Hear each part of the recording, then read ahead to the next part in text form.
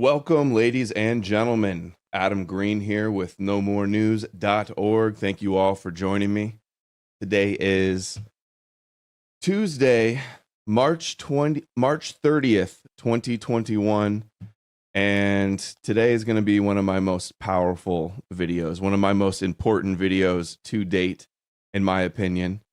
I'm going to be discussing and exposing the Jewish plan to conquer the Gentiles and rule the world.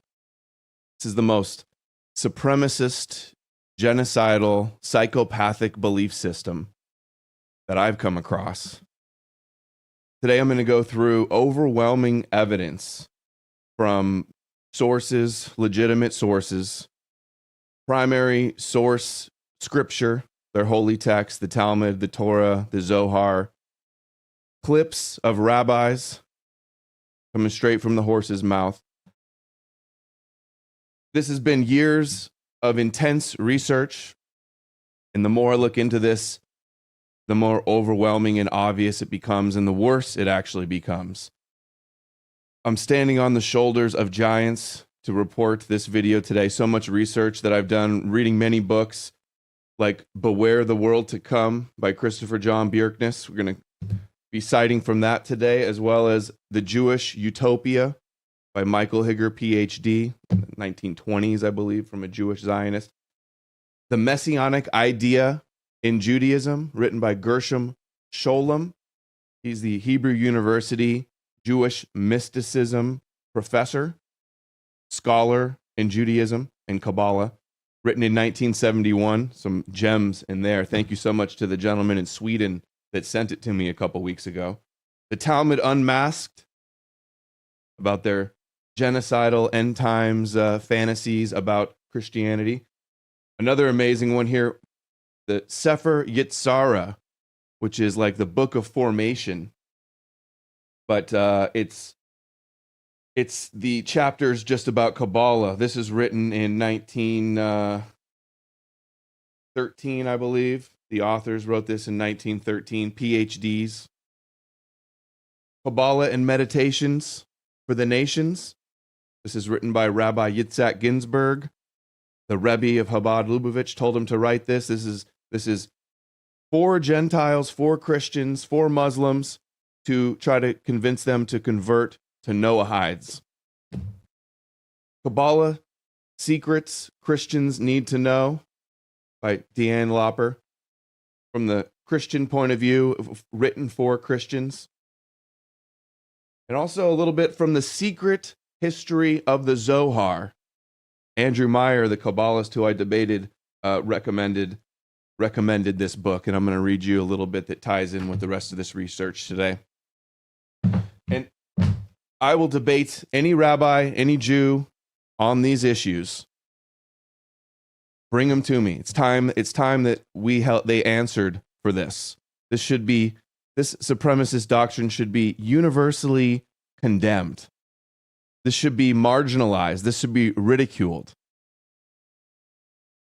Today I'm going to prove their genocidal prophecy plan, which is thinly veiled with code and allegorical stories hidden in their fables.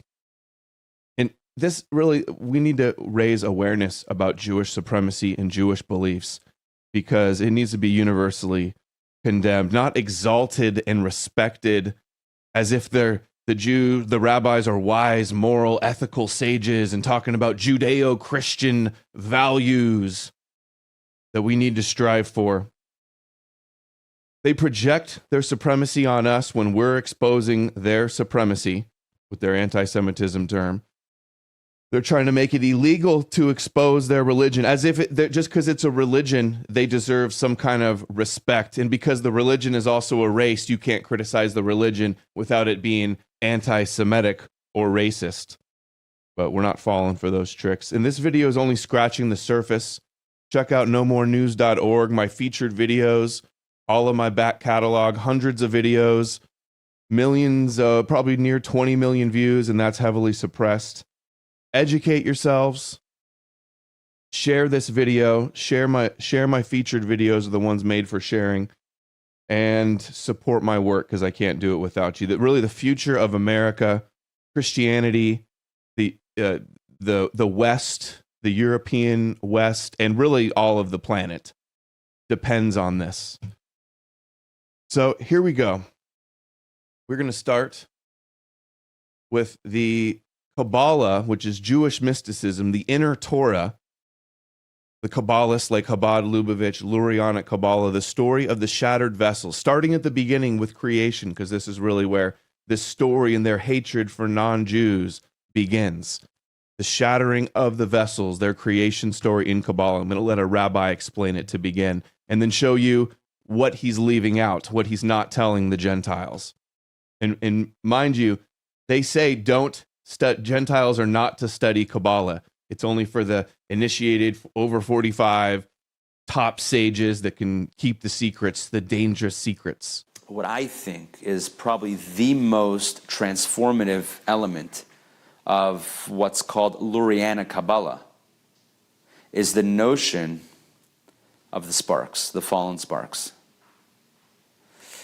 So the Harizal teaches that in the beginning, before the beginning, God created a reality before the universe as we know it.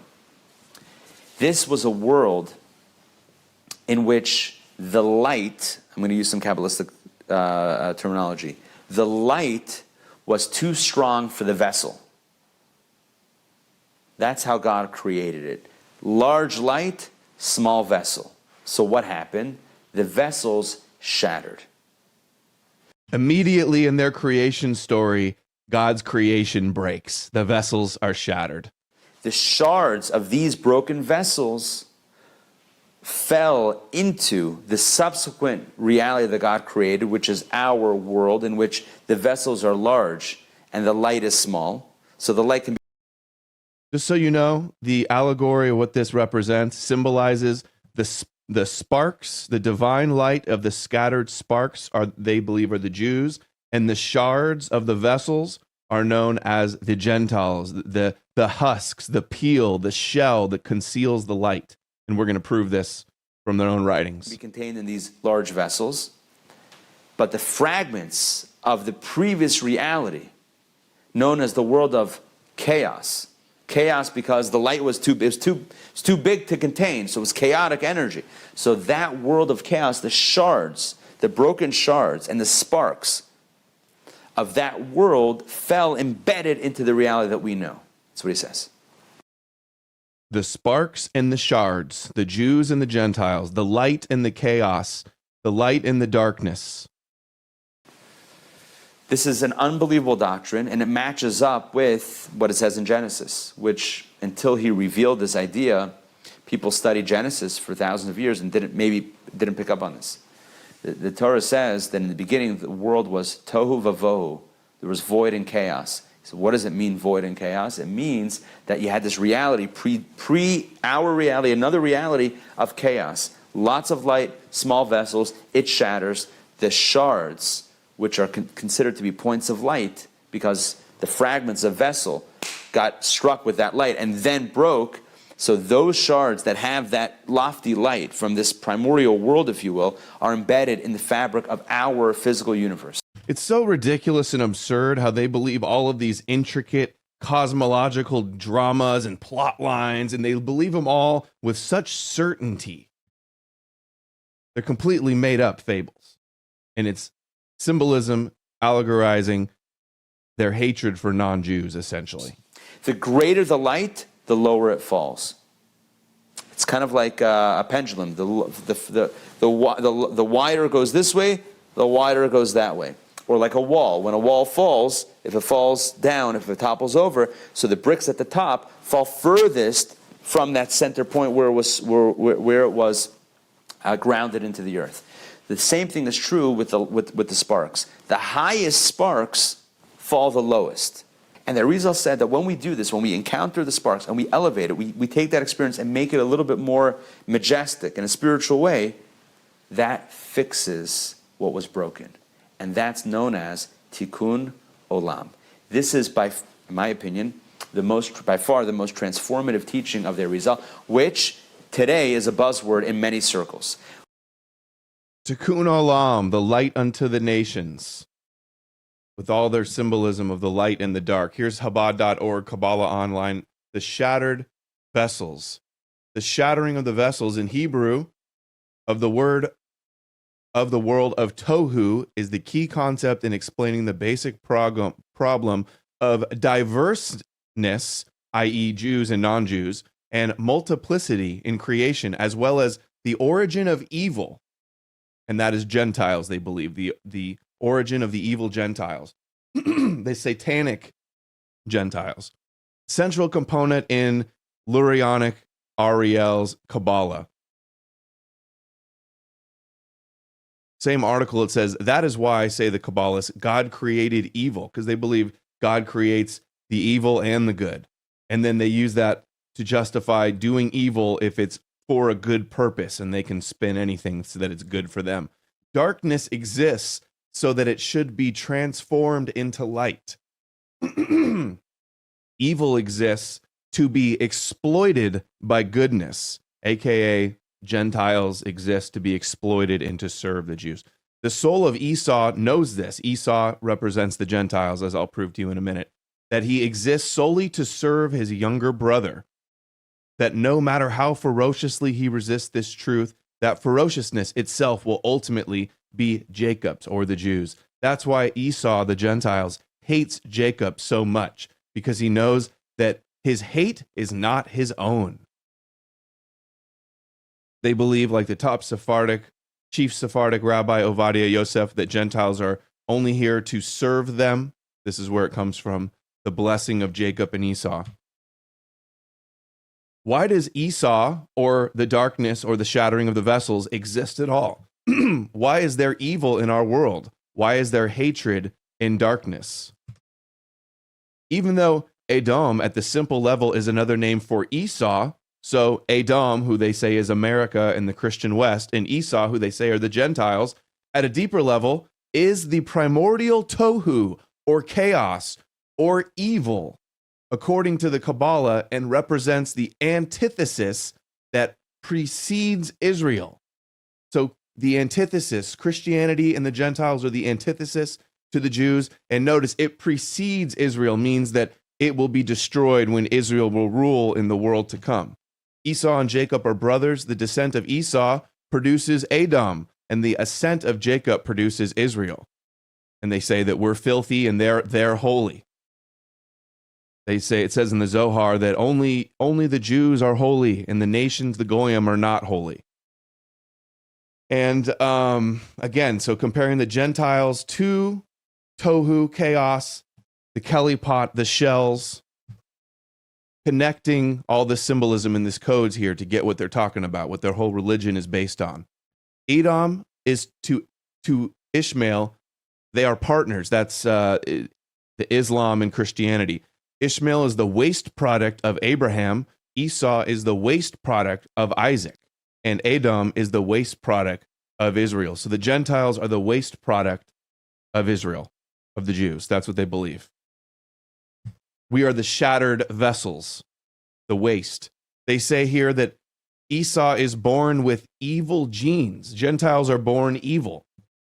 And it's predestined from the womb. We're genetically predisposed, they believe, to hate them and to want to kill them. This is sick, twisted victim persecution, like insanity. Here is from, it says, they also believe that the Gentiles and Esau's guardian angel is Satan, Samael.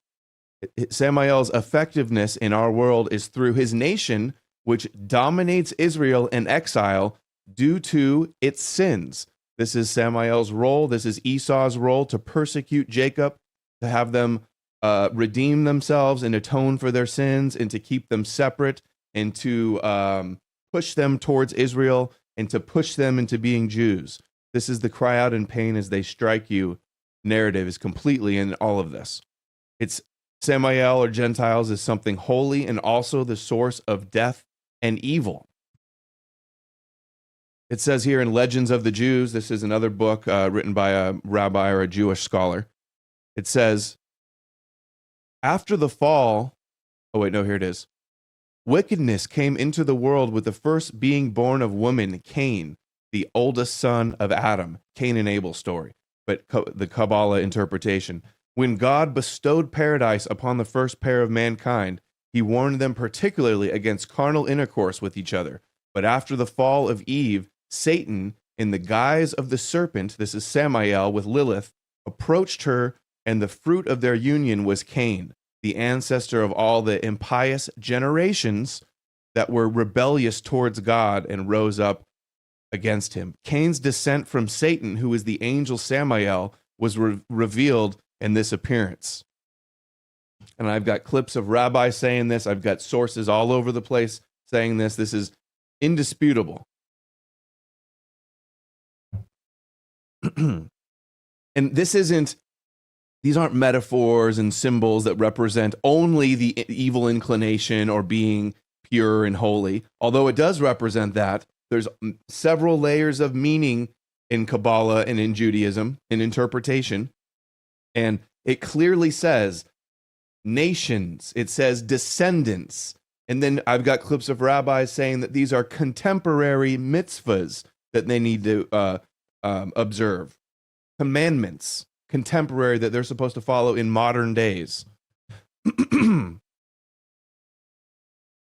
Now moving on to the first book, one of these books. This is written by a Theosophist and Freemason, believed connected to Blavatsky. William Wen Westcott, Kabbalah and Freemasonry is another book written by him. But actually, he doesn't even write that what I'm about to show you right now. I'm about to show you the first page is from J. Abelson in his book Jewish Mysticism, written in 1913.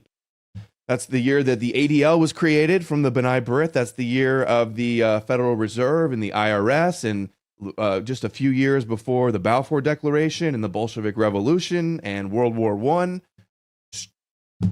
And then the second page I'm going to read was written from also in 1913, The Kabbalah, Its Influence on Judaism and Christianity by Bernard Pick. First one. The Zohar, the famous Kabbalist and mystic Isaac Luria, Lurianic Kabbalah, which Chabad Lubavitch follows, the creation of Adam were created at the same time all the souls of all races of mankind. Just as there are variations in the physical qualities of men, so there are corresponding variations in their souls. Hence, there are souls which are good souls, there are souls which are good and souls which are bad, and souls of all the shades of value which lie between these two extremes. But who emanated from the inferior sets of souls, according to Luria, the pagan world. Israel, however, issued from the superior souls. So the pagan world means the Gentile world, all the non-Jews. The heathens, the goyim, the nations have the other side, the satanic, the evil, darkness, impure, unnecessary souls. These are all quotes, words that they have for us. Next one, it says, the realm of the Sephiroth, of darkness or of evil, over against the supreme emanation of light, the Adam Kadmon, stands as opponent, the Adam Belial. There's two Adams. They believe in a good Adam, where the 600 souls of the Jews came, and then the evil Adam, which is Adam Belial, which is also, this is like in the primordial age, the tohu, the chaos, the evil. It's all the same. Every light Sephirah is opposed by the Sephirah of darkness. The right side, the dark Sephirah, the left side. So the evil is the left. It's also associated with the female and the Gentiles. And this, we're talking on the left of the tree of life. The realm of darkness is figuratively also called also the kingdom of Cain, Esau, and Pharaoh. And that's from the Zohar. Again, Cain, evil, Esau, Gentiles is what they're saying.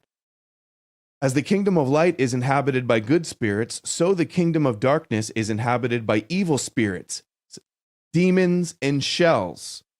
The Kelipah, the shells. Get how they're associated. I'm going to hammer this home, but this needs to be known. It's a shame that all of the people talking about Zionism or Jewish power or the anti-white agenda are not aware of this. Their prince is called Samael, Satan, angel of poison or of death. His wife is called the harlot, or the woman of whoredom, or Lilith. They're an androgynous god. Light god as king okay, they have sex also, just like Shekinah and Yahweh have sex, or Ein Sof. Closely connected with the doctrine about evil is that of the Moshiach. His coming takes place when the kingdom of the Kelipoth, or the shells, the shattered shards of the vessels, is overcome through the pious and virtuous life of men here on earth. The Jews following their 613 mitzvahs, 3 of them are commandments to destroy Amalek, which is the descendant of Esau. We'll get more into it later. You can prove their genocidal agenda in so many different ways. Like, I'm already 30 minutes in. I've got so much more to go. This is only one aspect of vast subsects of their sub-issues of their supremacist doctrine. So that's what Tikkun Olam means. Getting rid of the darkness, i.e. the Gentiles, where restoration of the original state of affairs before the shattered vessels, before the Gentiles could cause the chaos. Since under this rule, everything turns to divine light, all idolatry ceases. The shells no longer seduce men to apostasy, or the Gentiles or the Christians never try, or Amalek never tries to get the Jews to not be observant. Kabbalah as mistress rules them over the slave philosophy, and the king, or Yahweh, once again has intercourse with Shekinah, or the queen, who follows the Jews in their exile. More on the exile later. So that's one of the first books. That was Yetzirah, written in 1913, and it's not written by anti-Semites to expose Jews. These people are praising Kabbalah. William Westcott in Freemasonry, in his book Freemasonry in Kabbalah, praises the Jews in Kabbalah for their monotheism, their true monotheism. Moving on to Gershom Scholem, The Messianic Idea in Judaism and Other Essays on Jewish Spirituality. An excellent book. Excellent book. Again, it was sent to me just recently by a listener in Sweden. Gershom Scholem, just so you know, before his credentials, before I get into his quotes here. Israeli philosopher and historian, he is widely regarded as the founder of the modern academic study of Kabbalah. He was the first professor of Jewish mysticism at Hebrew University of Jerusalem. Close friends with Talmudic scholars. He wrote many books on Zohar, Kabbalah. You don't get more legitimate sources than this. So I'd like to see the ADL call me an anti-Semite for the sources I use in this video.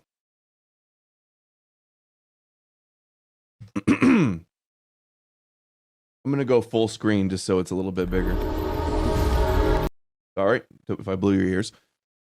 It says, not a single instant, for neither does healing come to a sick man at a single instant, but gradually until he is made strong. And that's referring to the Jews gradually in stages conquering the Gentiles. And then in the war of Gog and Magog at the end times when they destroy Amalek, of course. Now, the important part. Let's zoom in here. You guys see this? The Gentiles who are designated Esau or Edom, however, will suffer the opposite fate. They receive their light in this world at a single stroke, but it will depart from them gradually until Israel shall grow strong and destroy them. And when the spirit of uncleanliness shall pass from the world, the impure Gentiles, and the divine light shall shine upon Israel without let or hindrance, the hindrance of the shells of the Gentiles, concealing the divine sparks of scattered light, or the Jews. All things will return to their proper order, to the state of perfection which prevailed in the Garden of Eden before Adam sinned. No admixture of evil, no adulteration or impurity. in the world to come with no Gentiles to mix with them with their impurity. But in the redeemed future, uncleanliness and unfitness and death will be abolished. So the unclean Gentiles, the unkosher Gentiles will be abolished. Tree of life without the clothing, I'm not sure what that means exactly. Okay, next one. Lurianic Kabbalah, which strove to inculcate in every Jew a sense of duty to elevate the sparks, or elevate the Jews, and gather the Jews, in gathering of the Jews in Israel also, is what it represents. And so help bring about the ultimate tikkun of creation. It says, Israel was wounded because of our transgressions. This is an allusion to the Messiah ben Joseph, the first Messiah, the legendary forerunner of the Redeemer, who, according to tradition, was to suffer death at the hands of the Gentiles. Bjerknes, in his book, Beware the World to Come, gets into connections with Moshiach ben Yosef and Jesus, for starters, his father being Joseph, and being the suffering Messiah. All Gentiles, this is very important now, all Gentiles are referred to as profane and kelipa. Kelipa, or the shells. The evil shells, again, associated with the Gentiles. Where Israel alone is called sacred, all the other nations are profane. Just incredible, guys. Have you ever seen already? I've got so much more to go. This is going to be a 5-hour video. There's so much material to expose these people. It's quite frankly just incredible that they've been able to get away with this. How is this not widely known? Here's straight from the Zohar. Straight from the Zohar. 1:16:7b from the, and this, everything from the Sepharia. This is the Jewish-owned Talmudic Jewish database. This is a legitimate source. Again, not an anti-Semitic website, just to clarify and make things very clear here. He says, you shall, for God said, you shall therefore sanctify yourselves, and you shall be holy, which means that only those who are holy shall use holy things. And only Yisrael, or the Jews, are holy, as it is written, quote, for you are holy people. You and no other people are holy. These are the people that kvetch all day about white supremacy and anti-Semitism. Incredible. Again, Gershom Scholem relating very clearly, Kelipa, the shells, the shards of the vessels, the shattered vessels, are the Gentiles, are Esau, are Amalek, with their guardian angel Satan. As long as the last divine sparks, Jews of holiness and good, which fell at the time of Adam's primordial sin into the impure realm of the Gentiles, the nations, the Kelipot. Again, remember that the shattering of the vessels and the scattering of the divine light represents the exile of the Jews into the nations, into the Kelipot. The Hilic forces of evil whose hold in the world is particularly strong among the Gentiles. Once again, this is indisputable, have not been gathered back again to their source. So the explanation, and we're going to talk about gathering sparks with a Rabbi Laitman, Kabbalah Rabbi Laitman clip. It says, the most righteous souls in the past have been able to descend through the gates of impurity into the realm of the Kelipot and to rescue the divine sparks still in prison there, to raise up the Jews, tikkun olam, spread the light into the nations. According to the great mythos of exile and redemption, which is the Lurianic Kabbalah, quote, sparks of the divine life and light were scattered in exile over the entire world, and they long through the actions of man to be lifted up. In his book, Major Trends in Jewish Mysticism, most important legacy of the Kabbalah to the Hasidim, or Hasidics, Chabad Lubavitch being one of the biggest. There are many variations. The mythos held since the divine sparks, and then they want to lift up the holy sparks. Bringing on of the national redemption is considered the restoration or sweetening of the unclean powers The husks is the reverse of the usual doctrine of the powers of evil or the rigor are annihilated. So the Gentiles are annihilated by lifting up the sparks that are in them to annihilate the unclean power altogether, because by this he would cause the immediate coming of the Messiah. When they eliminate the Gentiles or Amalek or Esau, that's when their Messiah comes. Annihilate, great word for us. They are the sparks of the soul of Adam, the first man.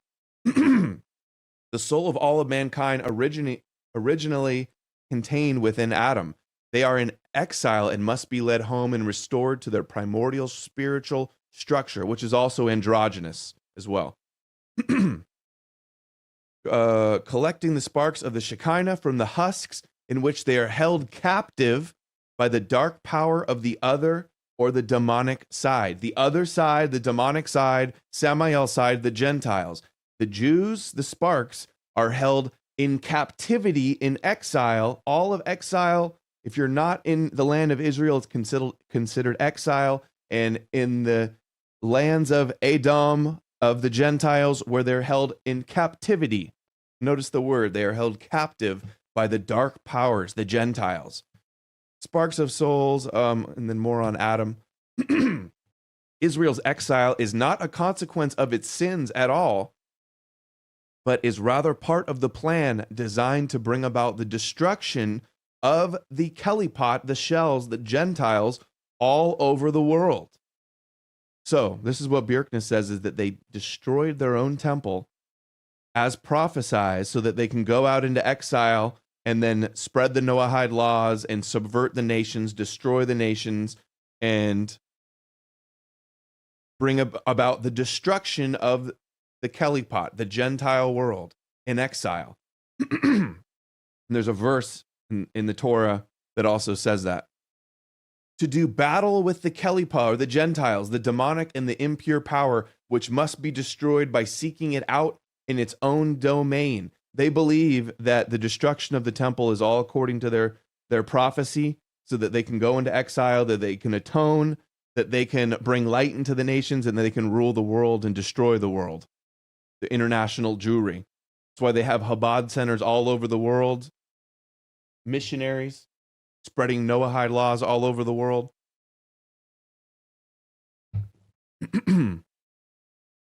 Josephus and many rabbis believe that it was God's divine plan that the temple be destroyed. The kingdom of evil, or the Gentile nations, will collapse of itself, for its existence is made possible only by the divine sparks in its midst. Again, this is their belief that the world only exists for the Jews, that if the Jews were to stop existing or to stop studying Torah, that the whole world, all of existence, would just evaporate into nothing. They're so full of themselves, so narcissistic, so psychopathic, megalomaniacs.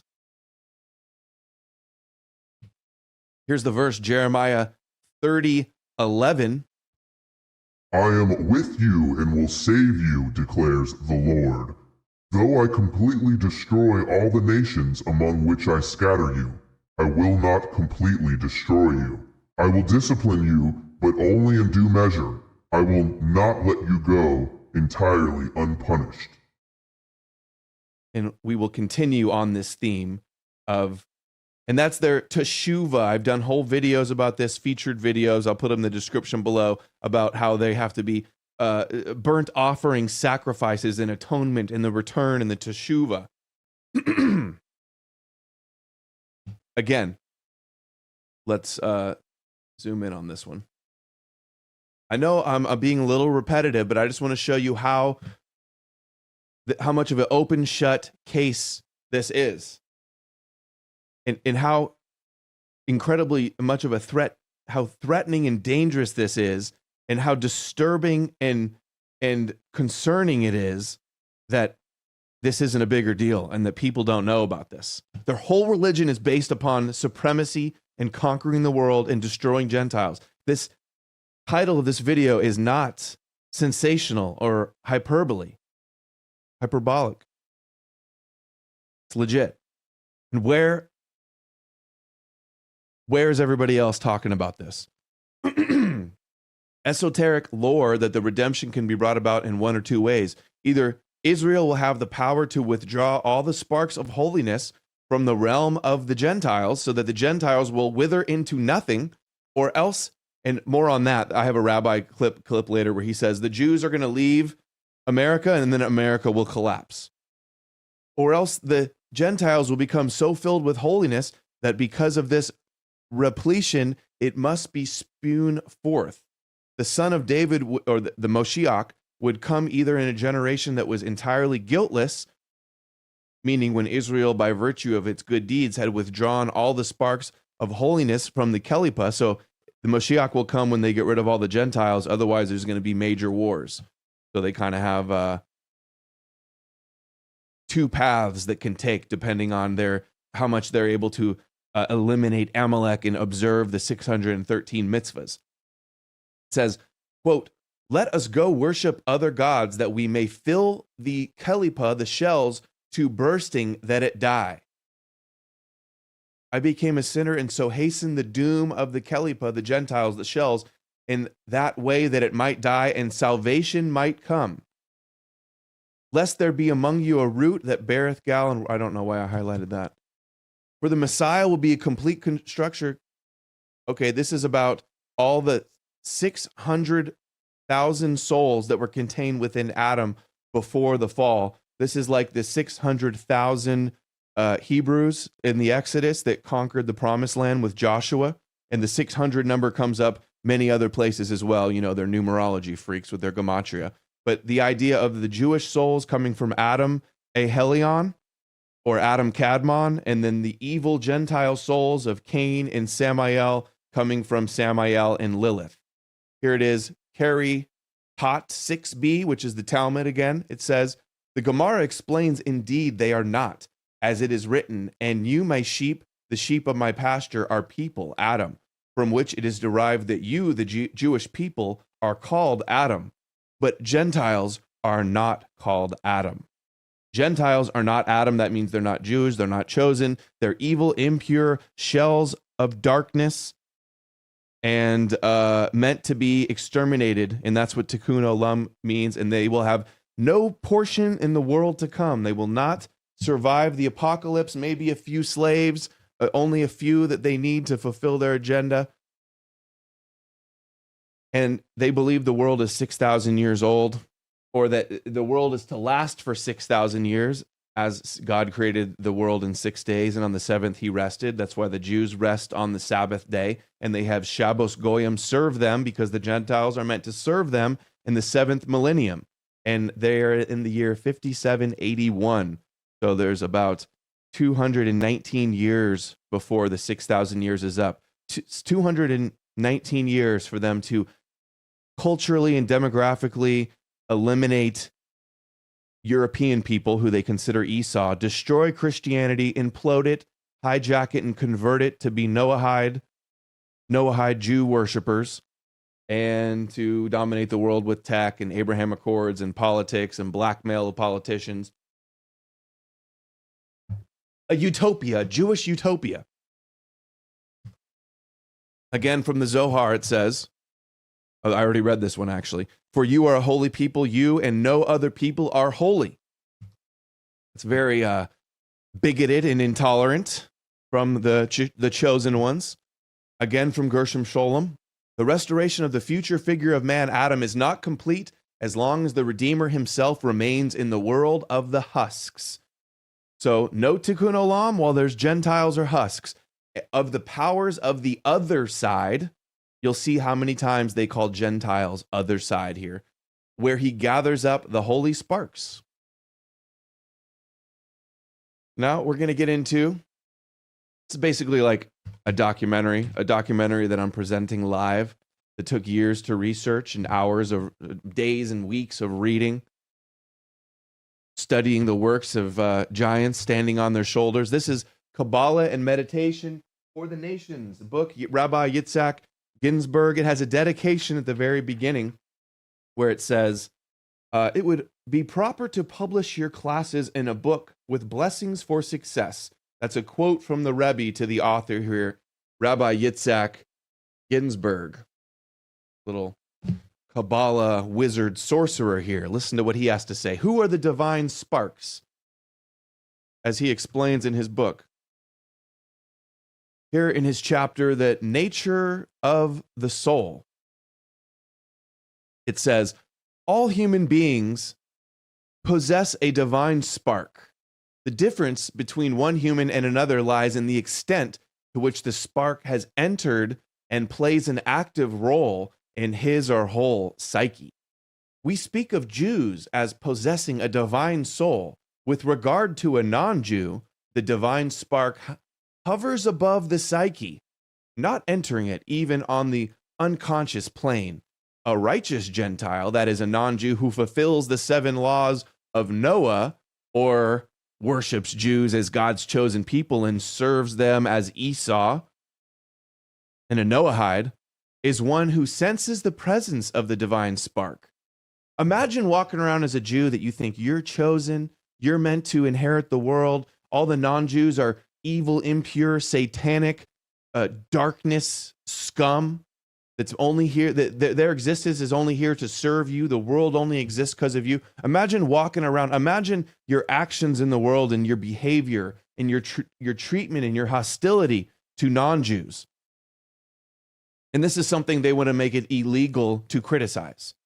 Illegal to criticize their supremacist views, psychopathic views. Illegal to resist and oppose and expose their plans to enslave us.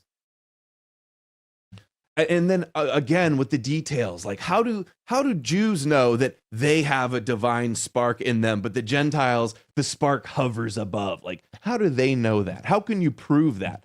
It's lies they tell themselves because they worship themselves. It's a religion where they worship themselves.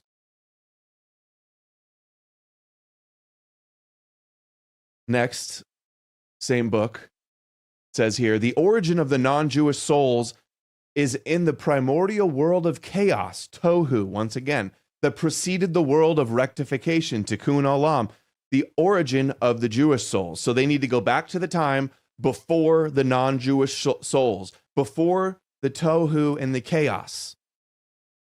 Can you believe this little story, this little allegory? And the sick thing is that they're glamorizing and parading around Kabbalah as if it's going to be the solution to a utopia, to heal the world. As in the secret history of the Zohar, as it says here, we're going to read from the Jewish utopia as well. It says, as they write in his book, the 17th century, the impact of Kabbalah in the 17th century, Rosenroth believed Kabbalah, quote, offered nothing less than a blueprint of utopia.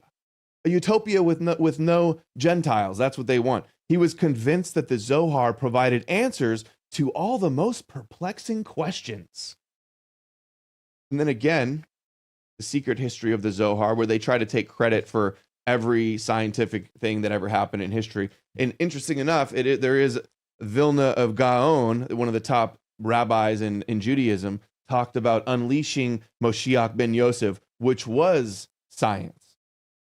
Again, Kabbalah, world peace by establishing a foundation for a true universal spirituality, putting an end to the religious conflicts. This is the one world religion. This is Noahide laws, where they all worship the Moshiach.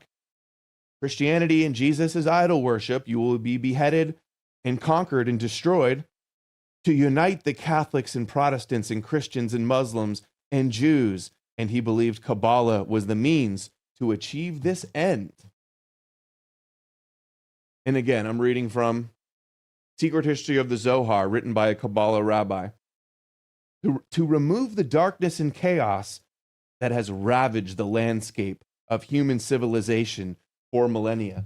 And then now back in this book, he has a whole chapter about the Gentiles, the Christians and the Islam. They've mass murdered and they've killed everybody. And there's been horror and suffering and chaos and darkness in the world. And now our time has come to heal the world. Let us be in charge. Worship us. We're going to heal you. Follow us. We are the light. We are the example. Our moral monotheism, ethical higher ground. They're insane. They're just absolutely insane. Again, very clearly, the Gentiles, non-Jewish souls, is tohu.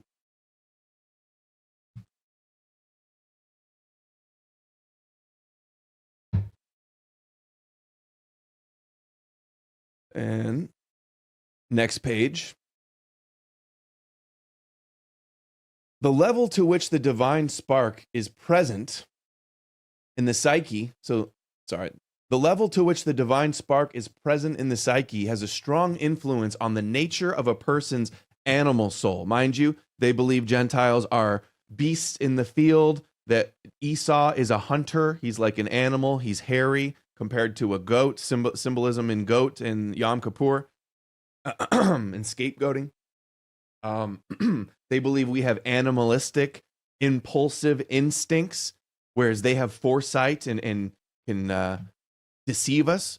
The animal soul of a Jew, due to their inner presence of the divine soul, is relatively more refined than that of the non-Jew. So how modest of you that you have better souls than we do. Its intellectual side possesses a unique Jewish character. Oh, the unique Jewish genius, the Ashkenazi IQ that we hear so much about, or way of thought and reasoning.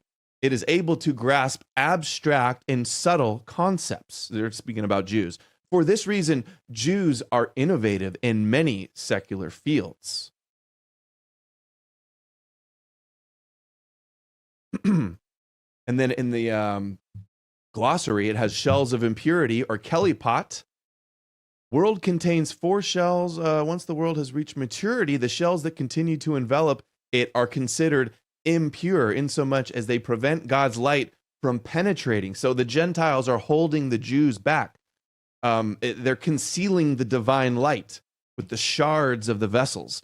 3 shells are considered completely impure and crippling, and this is important, and cannot be rectified, while one, the intermediate shell, acts as an intermediary between the world and the 3 impure shells and is rectified by either Burr or Yukut. I don't know what those are, but note here, Kabbalah and Meditation for the Nations in the glossary says the 3 shells are considered completely impure, crippling, and cannot be rectified. Remember, the 3 shells, we have Chabad Rebbe Schneerson, the 7th Rebbe of Chabad Lubavitch, says right here, 2 contrary types of soul exist. A non-Jewish soul comes from this 3 satanic or Samael spheres, while the Jewish soul stems from holiness. So the Gentile soul that comes from the 3 satanic spheres cannot be rectified. It needs to be eliminated in the end times by the Jews. They're commanded to do it. He says again that Jews and non-Jews are a totally different species. The body of a Jewish person is a totally different quality from the body of all the nations. And this is a legitimate source. It's from the book Israel Shahak, who is another Jewish scholar and writer that I thought I had his book somewhere. Yeah, here it is. That we're going to read from Jewish History and Jewish Religion. It's from another book, though. He translated the recordings that the Rebbe gave in Israel in 1965. And whatever the Rebbe said, they believed he was the Moshiach. Even after he died, they thought he was going to come back to death. And whatever he said was basically gospel. Again, back to Kabbalah and Meditation for the Nations. The initial state of earth, together with its animal soul, described by the 3 adjectives chaotic, void, and dark, which in Kabbalah are identified with the 3 impure shells, tohu and bohu, chaos and darkness, Gentiles, the shells, the 3 satanic spheres. It's all the same thing. And then last one from Kabbalah and Meditation for the Nations. And this is just a small, there's so many more highlights. I've gone over this book before. And this is it shows how out of touch Rabbi Yitzhak Ginsburg is that he's publishing this book for Gentiles to read to try to convert them to be Noahides. It's just oozing with supremacy. And sadly, Christians are soaking this up and believing it. And they're Zionists and they're well on their way to being Noahides and believing that that, oh, Jews are just better than us. They're chosen. They're God's chosen people. We need to serve them. That's what the Christian Zionists are believing. Now, here's Rabbi Laitman, top Kabbalah rabbi, talking about the gathering of the sparks being from another dimension, and that this means conquering the world. In this great battle. And they consider it a battle. They're waging this battle secretly. Kabbalah's been secret. Only recently it's come out. Nobody really has covered this besides Bjerknes and a small handful of people. And they've been waging war against us, and the Gentiles don't even know it, being completely deceived. They're pretending that they're saving the world and healing the world when there really is an agenda to destroy us. In this great battle towards the final correction. Tikkun Olam. Wake up. We have to remember that we have a special mission. And really, this isn't our place. We're coming from a completely different place. So we have to find our friends according to this awakening. Find our friends means the gathering of the sparks, lifting up the sparks. Did you get a phone call? I got a phone call. He got a phone call, and so on. Sounds like a cult. Then we gather as a group. So the gathering of the sparks, the Jews making Aliyah, leaving the diaspora and the exile and going back to Israel. That's why Chabad Lubavitch runs the Birthright Foundation, Jacob's Birthright. They're chosen to rule the world, enslave, and destroy Esau. And the Birthright is run by Chabad Lubavitch. The trips where they bring the young Jews over to Israel to try to, make them fall in love with Israel and move there or whatever. This entire planet, we are aliens. We're coming from a different galaxy. We received this ray of light, this awakening, individually, and now we're gathering as groups, starting to prep ourselves to conquer Earth. Yeah, he said conquer Earth, and this is a Jewish, I believe it's his translator. This is not some anti-Semitic false translation. This is legitimate. That's the mission. That's the mission. Tikkun Olam is to conquer Earth, the gathering of the sparks, the destruction of the shells of impurity, a.k.a. Esau, Amalek, the Kelly pot. What? You don't see it? How do we conquer it?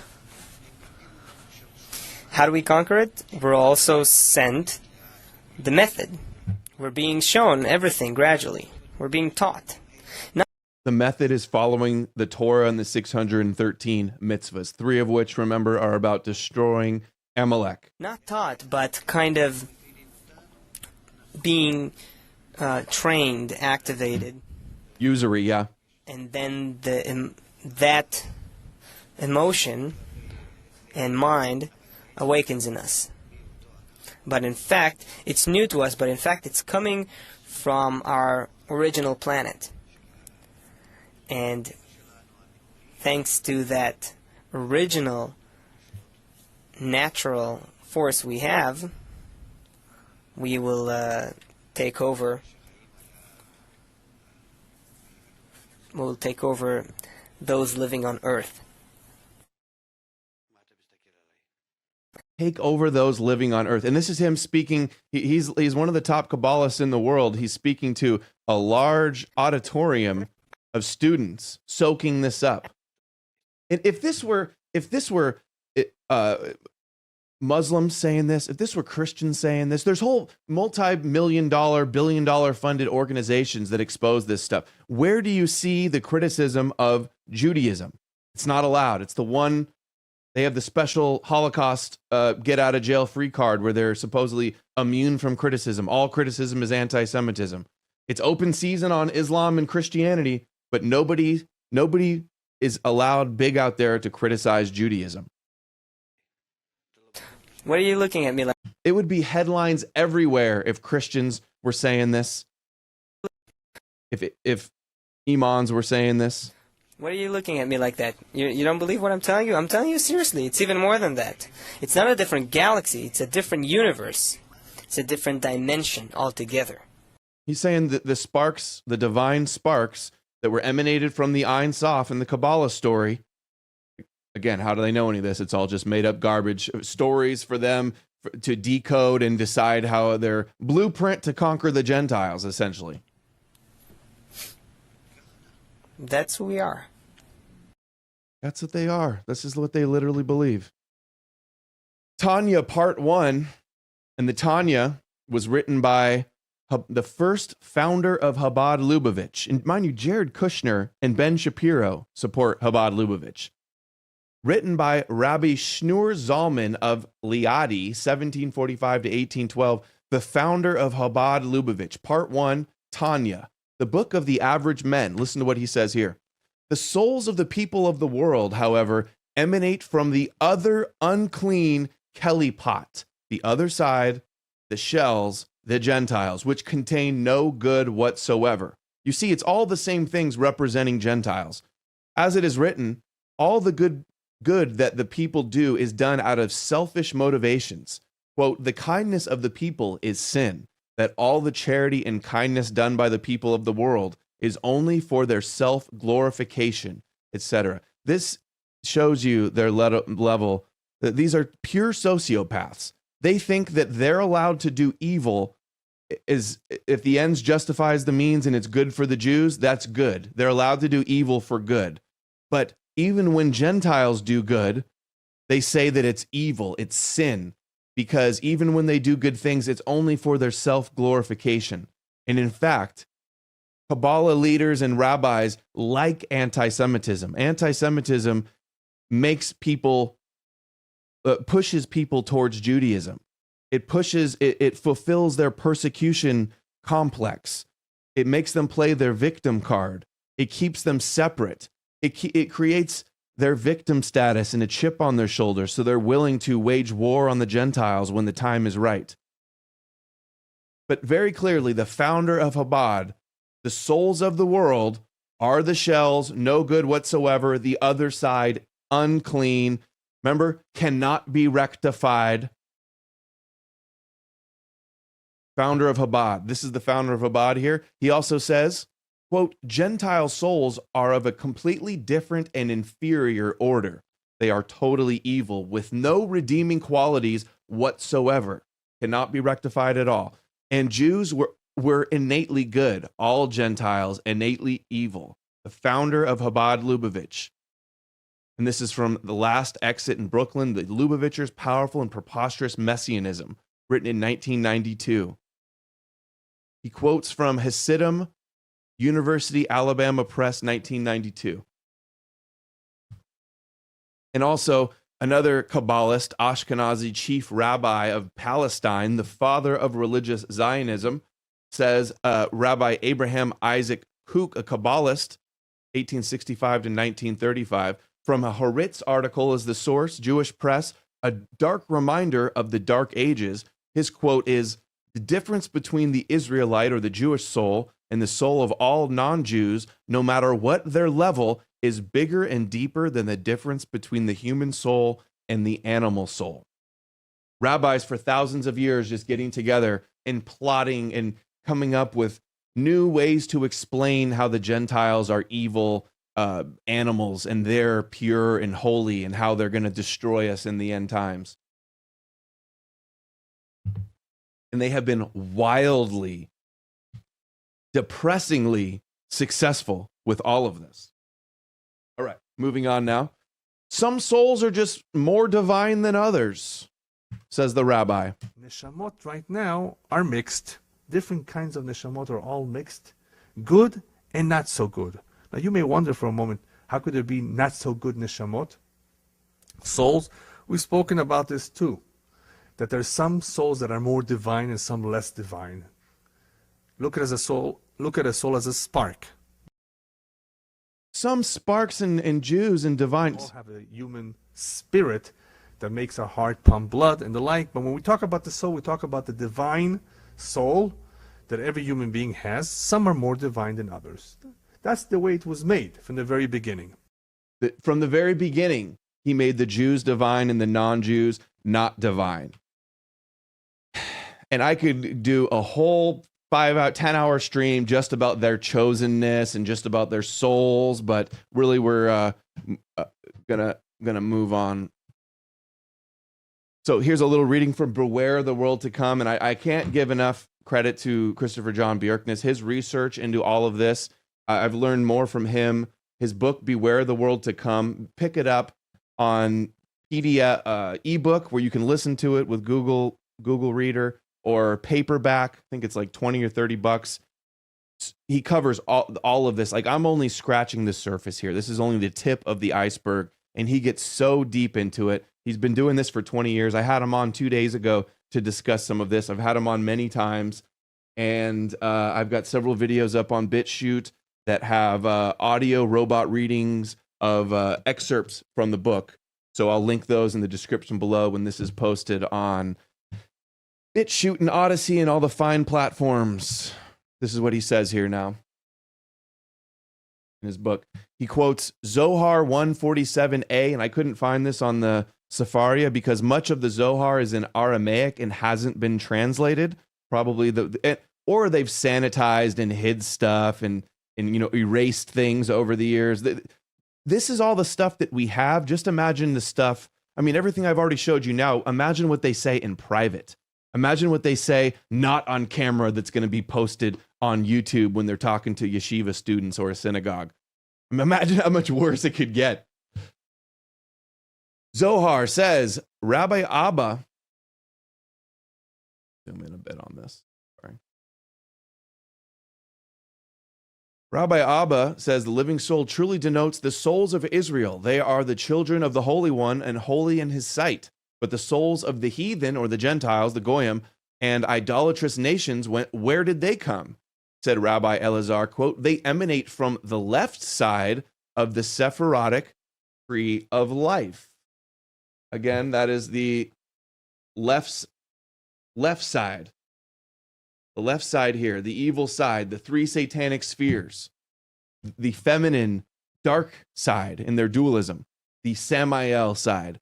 The Sephirotic tree of life, which is the side of impurity, and therefore they defile all that come in contact with them. This is why there's kosher laws that the Noahide slaves can go out and pick the grapes in the vineyards in Israel and serve the Jews for free, but then they can't go inside the building and touch the grapes afterwards because that wouldn't be kosher because they're impure and unclean. This is why Jews cannot eat, or forbidden to eat with Gentiles as well.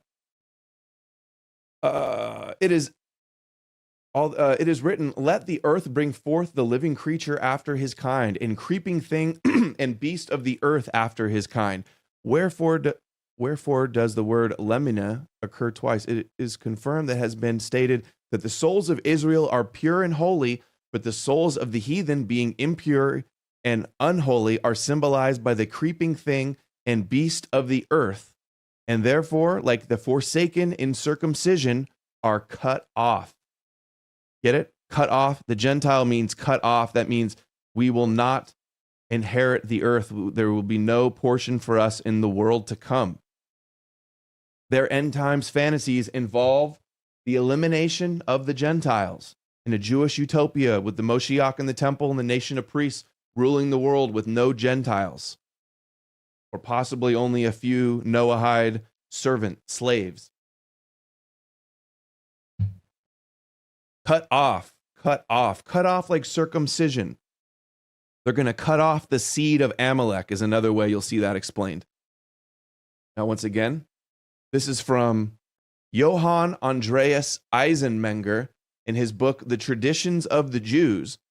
Bjerknes said in our interview the other day that Eisenmenger, who's a German who wrote in the 1700s Traditions of the Jews, that he was an expert and that he inspired him and he learned so much from him 300 years ago. It's like 300 years ago, this guy, and then now Bjerknes.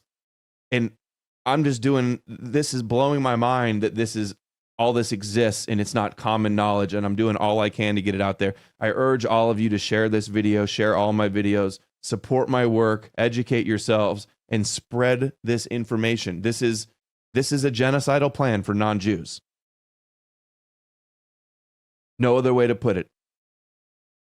You could water it down. You could sugarcoat it. I'm not sugarcoating it. That's what this is. Very clearly.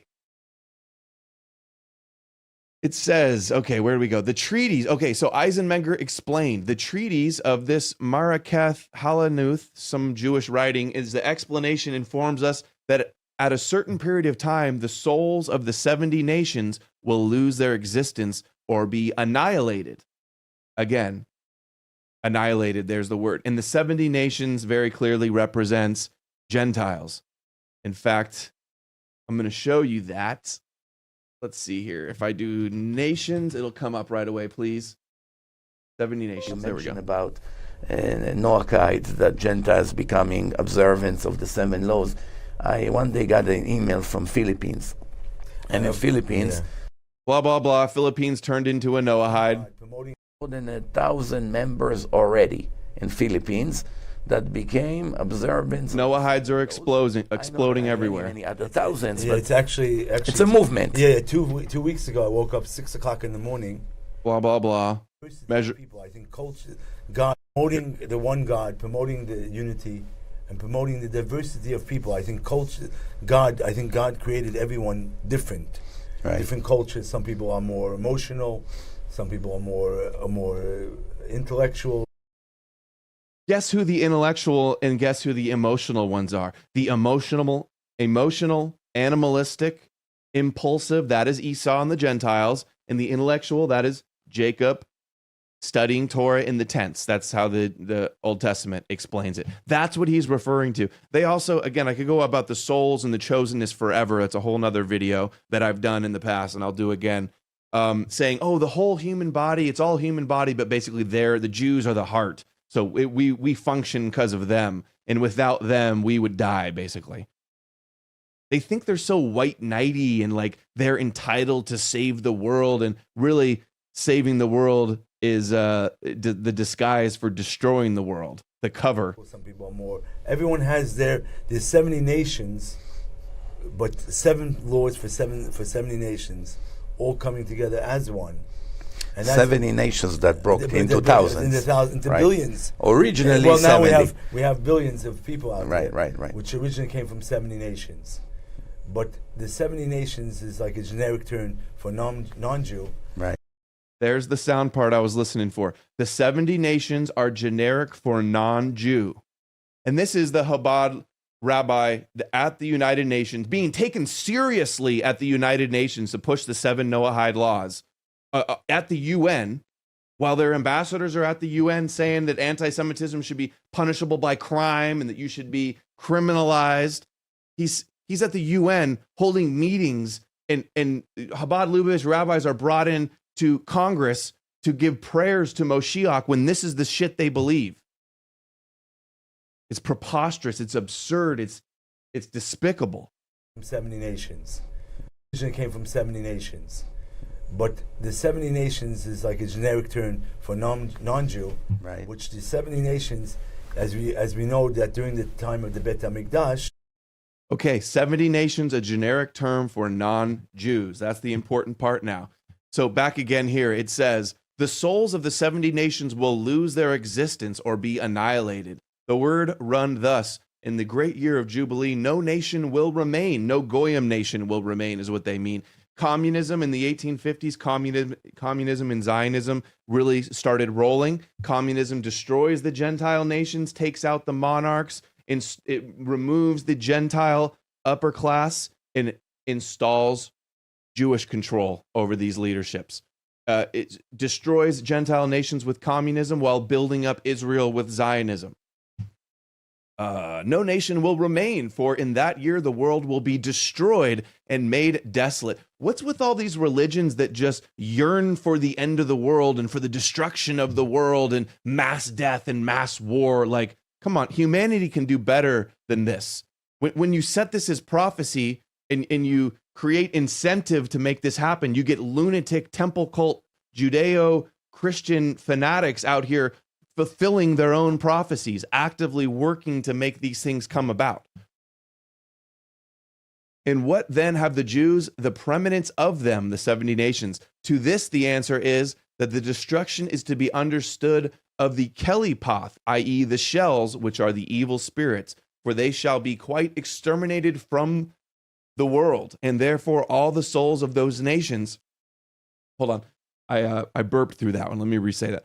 For they shall be quite exterminated from the world, and therefore all the souls of those nations that are derived from them shall be put to shame and cut off, because the causes of their existence will be utterly at an end, and their names will be kept no more in remembrance. That's important because blot out the memory, the remembrance of Amalek. Blot out that Gentiles and Christianity and the non-Jewish world ever existed. That's what their agenda is. Now moving on to another book, and I don't have this in hard copy, but one of my followers on Twitter linked this, and I looked it up. It was expensive on paperback, like $40 or $50, but it was $4 for me to read. It's like 45 pages. An End to Evil, Reshish, which I don't know what that means. Duvid, if you see this, let me know. Goyim Amalek. This is the father-in-law of, so it's the sixth Rebbe of Chabad Lubavitch. He's the father-in-law of the final Rebbe, Schneerson, the first Hasidic discourse delivered by the previous Lubavitcher Rebbe, Rabbi Yosef Yitzhak Schneerson. Joseph Isaac Schneerson. Listen to what he has to say. Goyim, associating Goyim, so the nations, and Amalek, the arch enemy of the Jews, conflating the two and associating it with evil as well. I'd like to see the ADL claim that this source is anti-Semitic here. It says, it is written, Goyim Amalek. Amalek is the first among the nations, and in the end he shall be destroyed.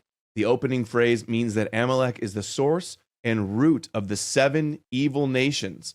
They have 7 nations of Edom that they claim, the 7 kings of Edom that were destroyed before the earth was created. That's a Kabbalah story. And then they have the 7 nations that they were supposed to conquer when Moses and Joshua conquered the Holy Land.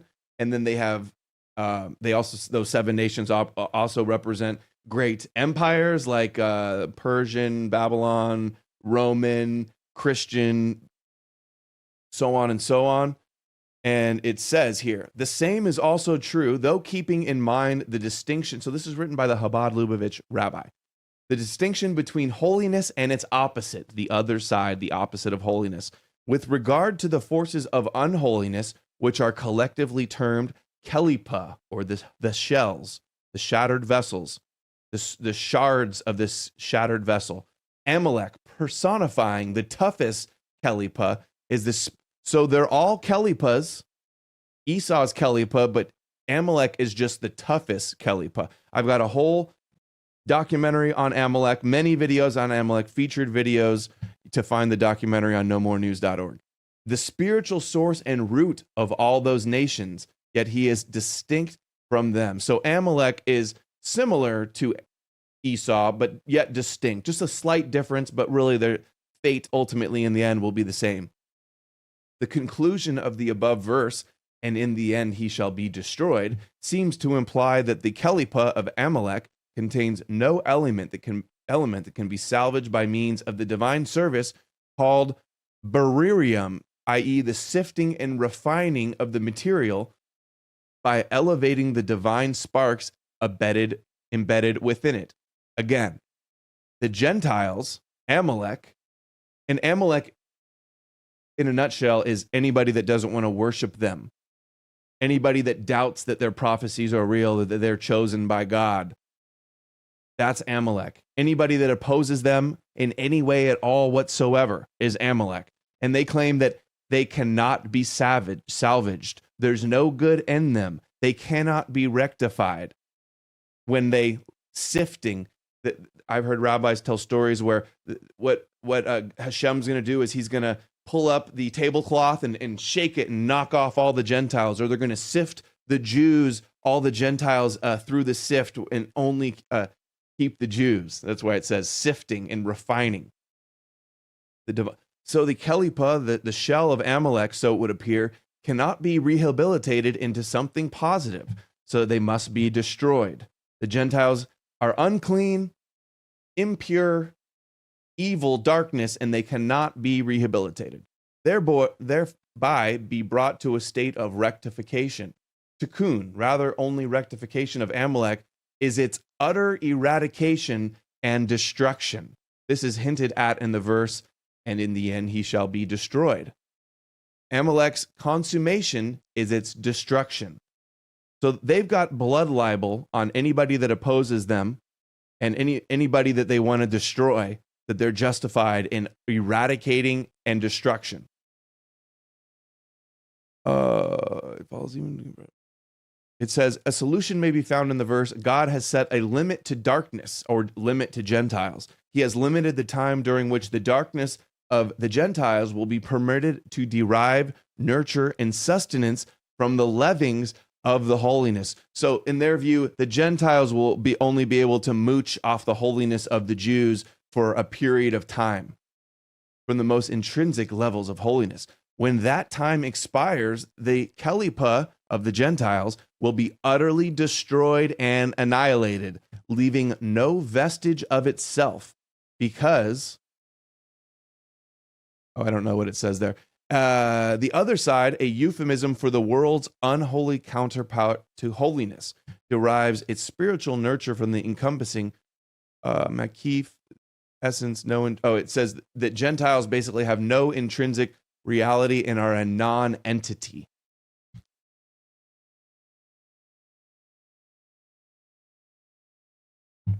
We're going to skip that one.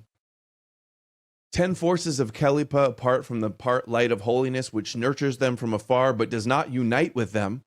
Thus, they have no real or lasting existence in their own right. So the Gentiles aren't allowed to unite with Jews, but what does it say? We wouldn't exist in our own right if we weren't merely sustained from afar by the encompassing level of the divine life force. So we wouldn't exist if it wasn't for the Jews. This is their allotted portion until the end of days. So this is all we get until the end of days. What's scary is if they think right now is the time of the Gentiles and we're yet to be conquered, imagine how bad it's going to be when they're actually in charge and when they're mighty and when they can actually wield their influence and rule with pure authoritarianism and despotism and an iron fist and declare their Moshiach, their earthly king, to rule the world. There is an allotted portion until the end of days when their ultimate end will come about and they will be nullified. No trace of them remaining. In contrast to the side of holiness cannot be displaced. In contrast to the side of holiness, the Kelipoth derive their existence from the lack of divine desire and were therefore surrendered from God's unity, sundered. They have no existence other than the animation which they receive from the encompassing level of the divine light. When this source is removed, they will be totally cut off from life and will be utterly obliterated. So when this source of the Jewish divine light is removed, for when the Jews abandon and make Aliyah and go back to Israel, America and the West are going to be totally cut off from life and utterly obliterated. This is the meaning of the quote, God has set a limit to the darkness. The darkness of the shells, the Gentiles, has a limited time after which the Kelipos will be utterly destroyed and annihilated. This is especially true of the Kelipa of Amalek.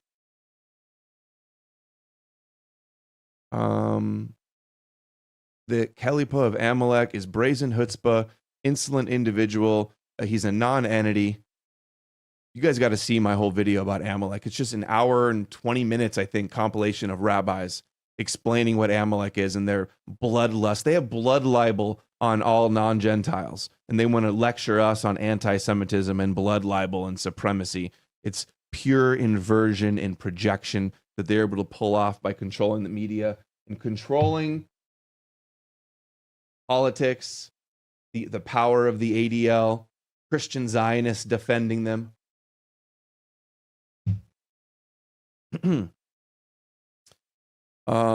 It says, the Kelipa of Amalek, whose being is insolence, is a non-entity the waves of the sea lifted by the wind, blah, blah, blah, standing like a wall. Like they just so poetic about talking about destroying the Gentiles, isn't it? The beauty, the radiance, the book of splendor of the Zohar, that's what they call it. And it's, and Christians are like, some Christians are scared to research this and read this stuff. They go, oh, that's black magic, that's sorcery, that's dangerous, that's a Luciferianism. All you need is the New Testament. All you need is the word of Jesus. Yeah, it's important to know that they're waging war against you and have you pitted for disaster. They have a plan to destroy you. And what else we have here? Limit to the darkness, cut off. They just go on and on. In this regard, there'll be a difference between Moshiach's coming at the appointed time and in haste, if they hasten him. If the shells are nullified at the appointed time, they will be utterly annihilated. If, however, the Jewish people are found worthy and Moshiach comes in haste at an earlier time, then Kelipos, the shells, will be nullified by being rectified. So if they can turn them into Noahide slaves before the time is up and get rid of Amalek, which is the commandment of the 613 mitzvahs. Ultimately, Haman, as the epitome of evil, Haman is the head of Amalek in the Queen Esther Purim story, the book of Esther. He was nullified. He was hung and killed with his 10 sons. If this were to take place at the appointed time, he would have been utterly obliterated.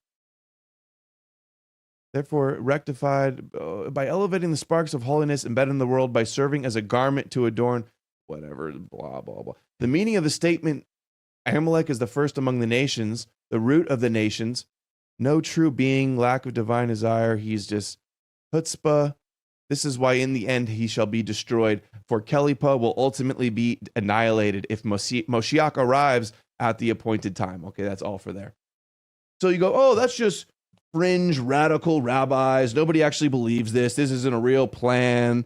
Well, these rabbis are incredibly influential. They're the most powerful group in Judaism. They are essentially modern Judaism, Kabbalah. They have influence with politicians all over the place. The ADL defends them. Putin, Trump, Kushner, Netanyahu. These people have influence. They got billionaires all over the world that meet with them and that donate to them and that they rub elbows with.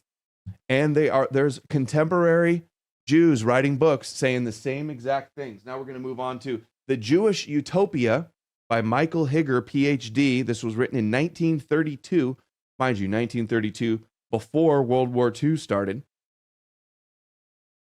To the Hebrew University of Jerusalem, Symbol of the Jewish Utopia by a Talmudic scholar, Michael Higger.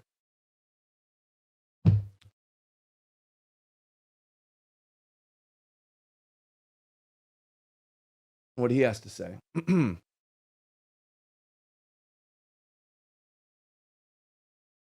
Promise God and Israel to reject idolatry and idol worship in all forms, i.e. Christianity. Their rule, okay, the unrighteous nations, so he's talking about the Jewish utopia. The unrighteous nations as typified in the traditional Esau, who persist in their wickedness and injustices, will not share in the ideal era.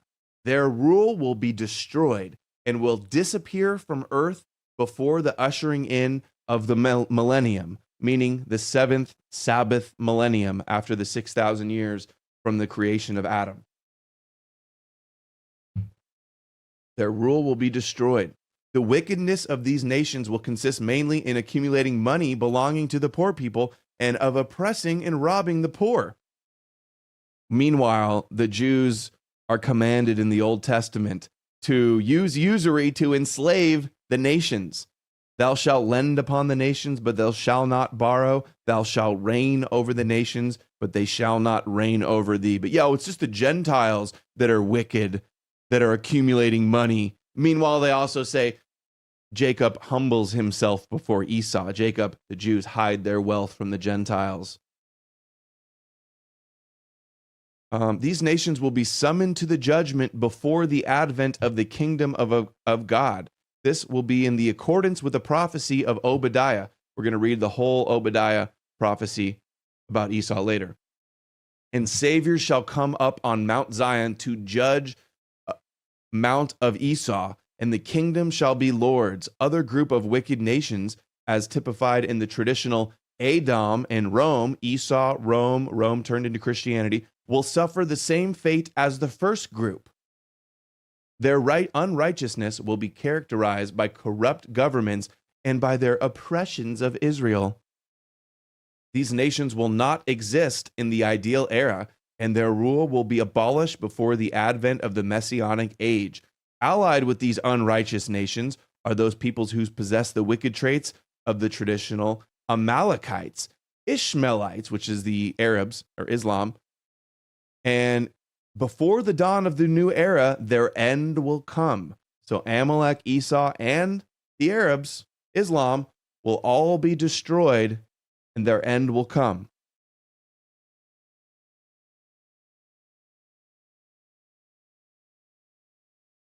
The advent of the new era will thus be preceded by the travail of the Messianic time, or the birth pangs of Moshiach. Wars, tribulations, plagues, earthquakes, disasters will be preceded by the travail of the Messianic time, namely great distress, foreign invasions, confusions, and moral decline. According to another tradition, the 3 generations preceding the Messianic period will possess abundance of silver and gold and other luxuries, and they will live a moral, ungodly life. So Michael Hager, PhD, Talmudic scholar, Edom, Rome, Amalek, will be, their end will come in the Messianic age. Now we're moving on to Gentiles, another book written by Maurice Samuel, another Zionist. He wrote this. When did he write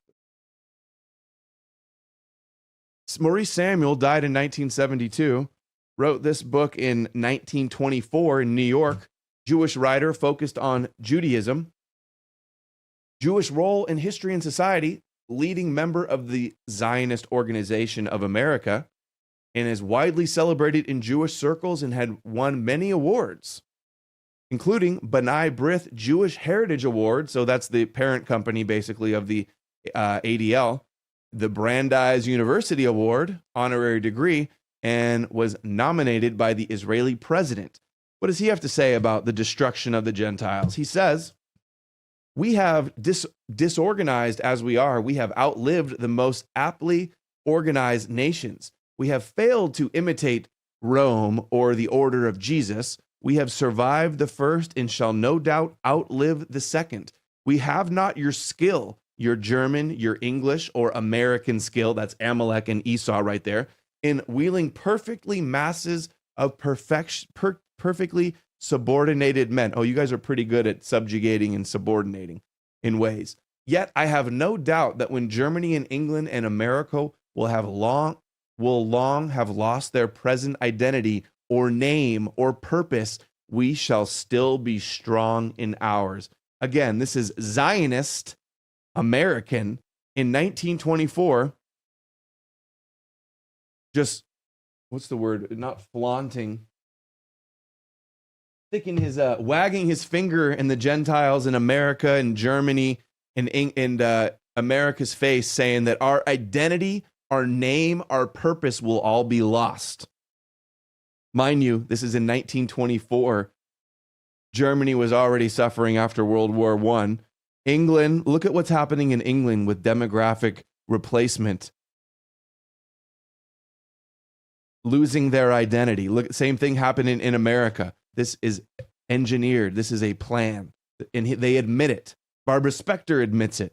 I could do a whole video about immigration and Jews behind mixing the Gentiles. That's another video. We're already at an hour and a half, and I got a lot more to go. And it's only getting better. We're not slowing down. Support the channel, guys. You have no idea how much research went into this. I got a family to support. We Jews, we the destroyers, will remain the destroyers forever. Nothing that you will do will meet our needs and demands. That's the truth. They're never satisfied, and they're relentless. They'll never stop. We will forever destroy because we need a world of our own, the Jewish utopia, a God world, which it is not in your nature to build. It's genetic that they're just better and not in our nature. Beyond all temporary alliances with this faction, ultimate split nature of destiny, game and God, whatever. Anyway, We are the destroyers. You Gentiles. Read the whole book. Get this book. It's an easy read. Now, talk about conquerors, destroyers of European nations, destroyers of the world. The thing that makes Judaism dangerous to everybody, to every race, to every nation, to every idea, is that we smash things that aren't true. We don't believe in the boundaries of nation state. We don't believe in the ideas of these individual gods that protect. So none of your gods are real. Only the God that chose them is real. They don't believe in nation states or borders. Only for Israel, the people that must be kept separate, like God separated the light from the darkness. Their double standards and their hypocrisy is just incredible. Protect individual groups of people. These are all artificial constructions, and Judaism really teaches us how to see that. In a sense, our detractors have us right. Yeah, we know your detractors are right, and you silence them with anti-Semitism. This idea that, all of their lunatic delusional theories are all true, and that they're just going to destroy everybody else's culture and history and replace it with their own. Sense our detractors have us right in that we are a corrosive force. We're breaking down the false gods of all nations and all people because they're not real. And that's very upsetting to people. Your God's not real. You were never chosen, and you're a delusional supremacist psychopath. That's what I think. Here's a little bit more on chosen and the separation of the light and the darkness. While some Christians in the Middle Ages portrayed Jews as supernatural creatures, as demons, devils, or the Antichrist, some Jews, on the other hand, imagined themselves as possessing a special degree of holiness, putting them on a higher plane than all other human beings. Mm-hmm. In the 12th century, a Jewish teacher, rabbi, philosopher, Judah Halevi, wrote a book called The Kuzari and advanced the idea that Adam, the original Adam, had a special spiritual spark that was eventually conveyed to Abraham and then eventually conveyed to Jewish people. Okay, let me back this up. Jewish people, see, Jacob, Esau didn't get it. Abraham's son Isaac, Ishmael didn't get it. Remember, Chabad said that we're the waste products. They're the holy ones with the birthright, and we're the waste products. And these are the people that are lecturing us about morals and being good to people and equality and supremacy. It's so infuriating. Jewish people and Jews have that additional level of spiritual capacity. We have a different kind of soul. Then, in the 17th century, in Poland, there developed a belief that there was a plant soul, an animal soul, a human soul, and a Jewish soul. And that shows up today, coming out of that milieu among the Chabad Hasidim. All people are God's children, but God chose one to lead in morality. So this guy's Chabad. They think that they have the higher souls and they're going to lead us in morality, guys. We got some lunatics, okay? These people need to get on some meds. We have collective sociopaths going around here trying to destroy the world and destroy the Gentiles. And this is Chabad Lubavitch. Ben Shapiro, Jared Kushner. But again, not holier than thou, but unique in what our responsibilities are. And so our souls have a special, unique. That's their trick. Oh, God made all we're all made in the image of God, they say. And we're all God's, what do they say? They go, we have different purposes. That was his trick. The Gentiles is to serve them. That's what he doesn't tell you. Unique in what our responsibilities are. And so our souls have a special, unique relationship with God that requires us to be those servants here in this world to lead the morality. They spend an awful lot of time explaining how that doesn't mean Jewish superiority, certainly not anymore, but it does. It is a tradition that comes out of oppression, and that's thoroughly offensive to contemporary sensibility. Yeah. Contemporary people don't like it. I don't think anybody ever liked it. And it's not because of oppression. This has been the religion from the get-go. And this is from a documentary about chosenness. It was made by a Jew. A little excerpt there. Now, moving on to some, call this anti-Semitic ADL. We're going to read directly from the Zohar, directly from the internet Talmudic database, the Sefaria. I'm telling you, they messed up putting all this online. They believe it's the death penalty for Gentiles that study the Talmud and the Kabbalah. And any Gentile that wants to raise awareness and sound the alarm on their beliefs, they believe that they're justified in killing you as well. We'll cover that from the Talmud as well. But it says here, for that dish, by selling Jacob his birthright, Esau, the Gentiles, became a slave. Just like the goat that's sacrificed on Yom Kippur, that's a whole nother video. Read Bjerknes's book, Beware the World to Come, to have all that explained in depth. It says, he becomes a slave to his descendants and will not accuse them. Again, this is very important that you see here, descendants. I had a debate with Kabbalist Andrew Meyer, and he said, oh, this doesn't mean Gentiles. This doesn't mean, it's all allegory for just evil inclination. No, it says very clearly, nations, Gentiles, countries, descendants. Don't bullshit me. I'm not buying the pill pull here. It says, because of the level of wisdom of Esau, Jacob dealt wisely with Esau everywhere, so that Esau was unable to rule and was submissive. The Zohar is where the Mossad gets their motto, wage war by deception. Jacob is to wage war by deception, like he deceived his father Isaac, who was blind when he wore the furs, the skins, so he could trick him that he was Esau and steal the birthright or the blessing. And it says, wage war by deception and wise counsel against Esau, and to even use evil and to be evil, like sneaky like the serpent. And you're allowed to do that because you already accused Esau and all Gentiles of being evil. So you can justify evil to the Gentiles because your religion is that they're born evil. They've been evil since before creation. That's how sick these psychopaths are. Because of his level of wisdom, Jacob dealt wisely with Esau everywhere, so that Esau was unable to rule and was submissive. Jacob was not defiled by him, but ruled over him. And it says the rest of this paragraph is not translated. I wonder what it said. And then again, Zohar, it says, this is the blessing that, or the curse that Esau got, that he would, by the sword he shall live. He shall be the soldier for Jacob. Like, by your sword you shall you live, and you shall serve your brother. Esau shall serve Jacob. Gentiles shall serve the Jews. This has not happened yet, for Esau, the Gentiles, is not yet a servant of Jacob.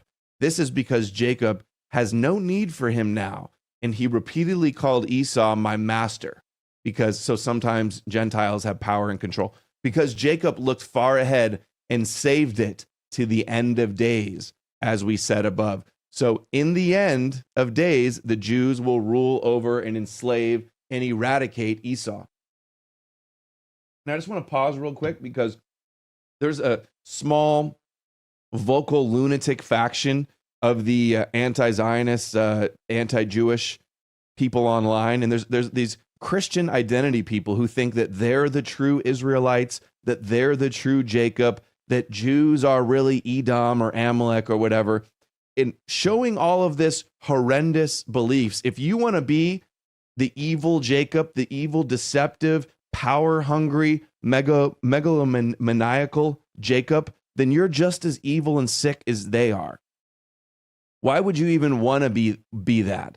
And how are you so, if this is true, how are you so cucked? How are you so pathetic that you allowed these evil satanic Jews to steal your true identity?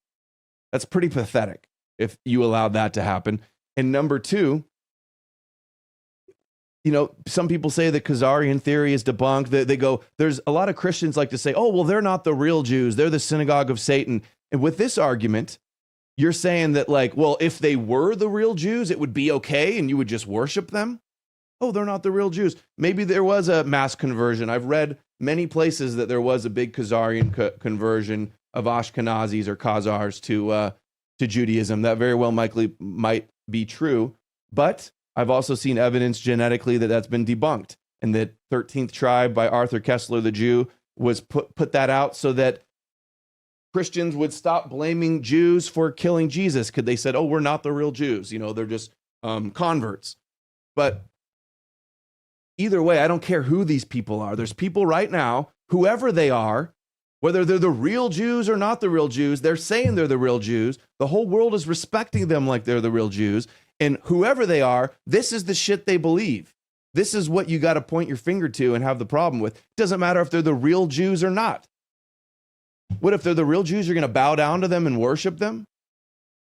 And the fact that the comments are always inundated with these trolls talking about, we're the real Jacob, we're the real Israelites, the white race is the Israelites, you're meant, everybody's meant to worship us, we're the best. You're just as supremacist as they are.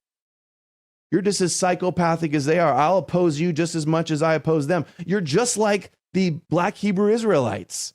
We was the Hebrews. We was the Jews. That's what you sound like you want to be Jewish. You're a wannabe Jew.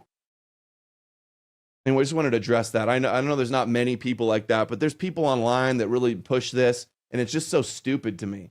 It's such a distraction. They fill every video, no matter what. I'm exposing important stuff, different topics, in every video these people come and spam this garbage, and it's to make us look crazy. It's to distract from and derail the topics and the information that I'm covering. Anyway, Jacob wants to rule, saving it for the end of days, straight from the Zohar, Kabbalah. Jewish Kabbalah is almost primarily 100% based on the Zohar. I'm running out of time, and I'm trying to speed up through this. I always have a problem. I'm literally a third of the way through my slides right now. I'm going to have to take a bathroom break and then come back and edit it out later probably.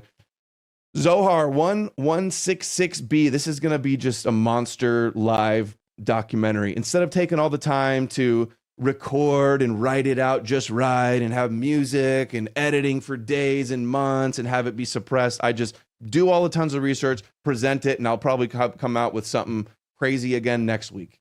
I've actually already got other ones lined up waiting to present. Anyway. And he commanded them, saying, thus shall you speak to my lord Esau. Your servant Jacob says that I have sojourned with Laban and stayed there until now.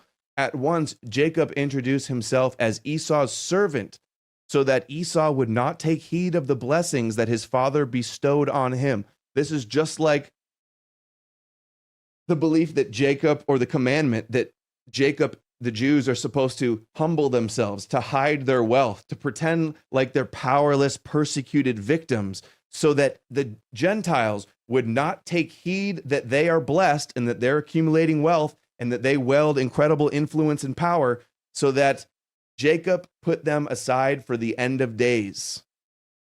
And I just want to show you guys just a little bit about humble. I just did a video about humbling himself. Rabbi's explaining this in sick ways. He goes, don't show off in front of the goyim.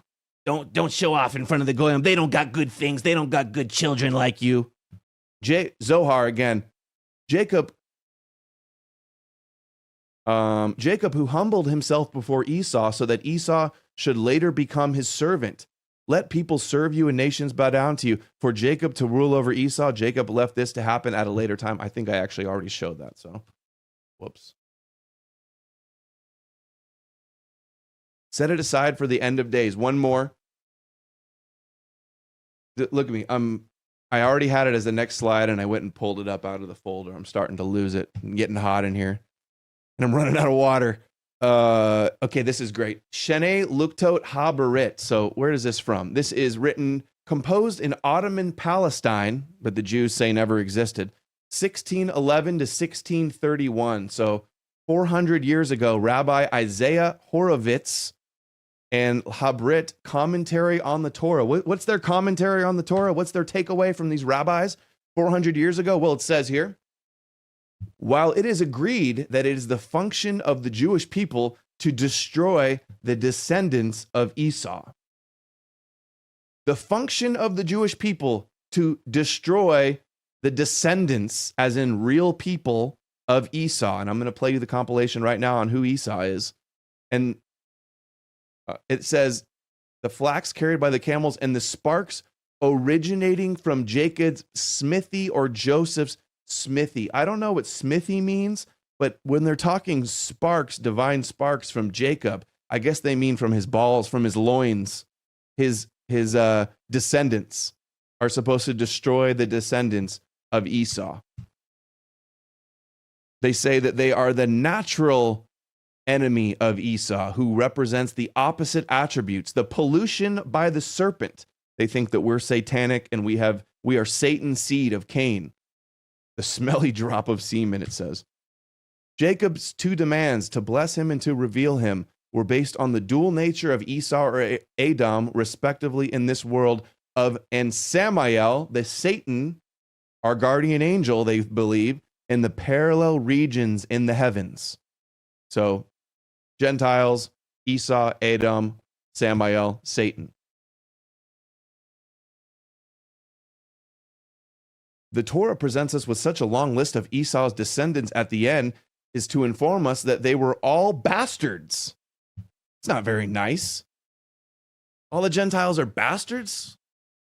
Esau went to the land of Seir because he did not want to undergo the exile, blah, blah, blah. Oh, he could have rid himself of the negative influence of the original serpent. So they want to say, oh, you say that we're satanic. Well, they all believe that we're serpents in the seed of Samael since before Christianity.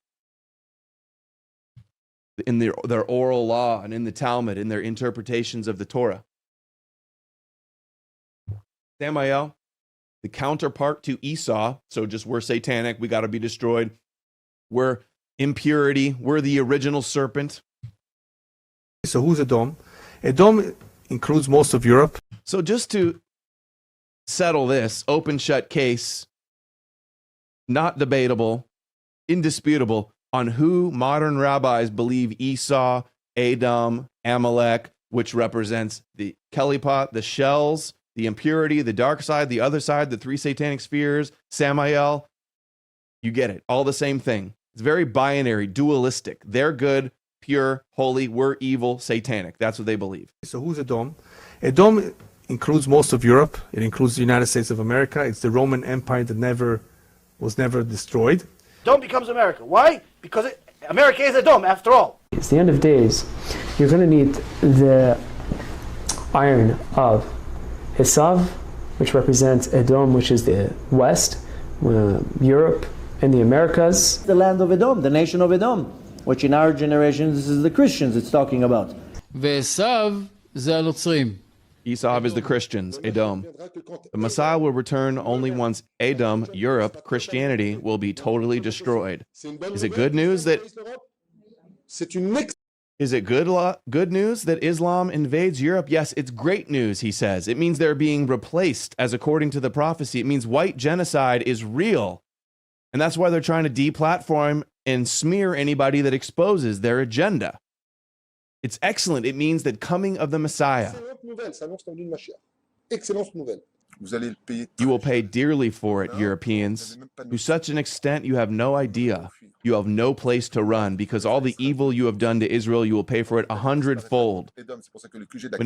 When Edom, that is where Christianity's headquarters, which come from Hesal, is there. I don't know what Hesal is. Esav. Oh, he said Esav, not Esau. Mistrans. When that place will be gone, that's what Islam is going to do. They have all these prophecies about Gog and Magog, Islam and Christianity, major wars where they destroy each other. Islam is the broom of Israel. You have to know it.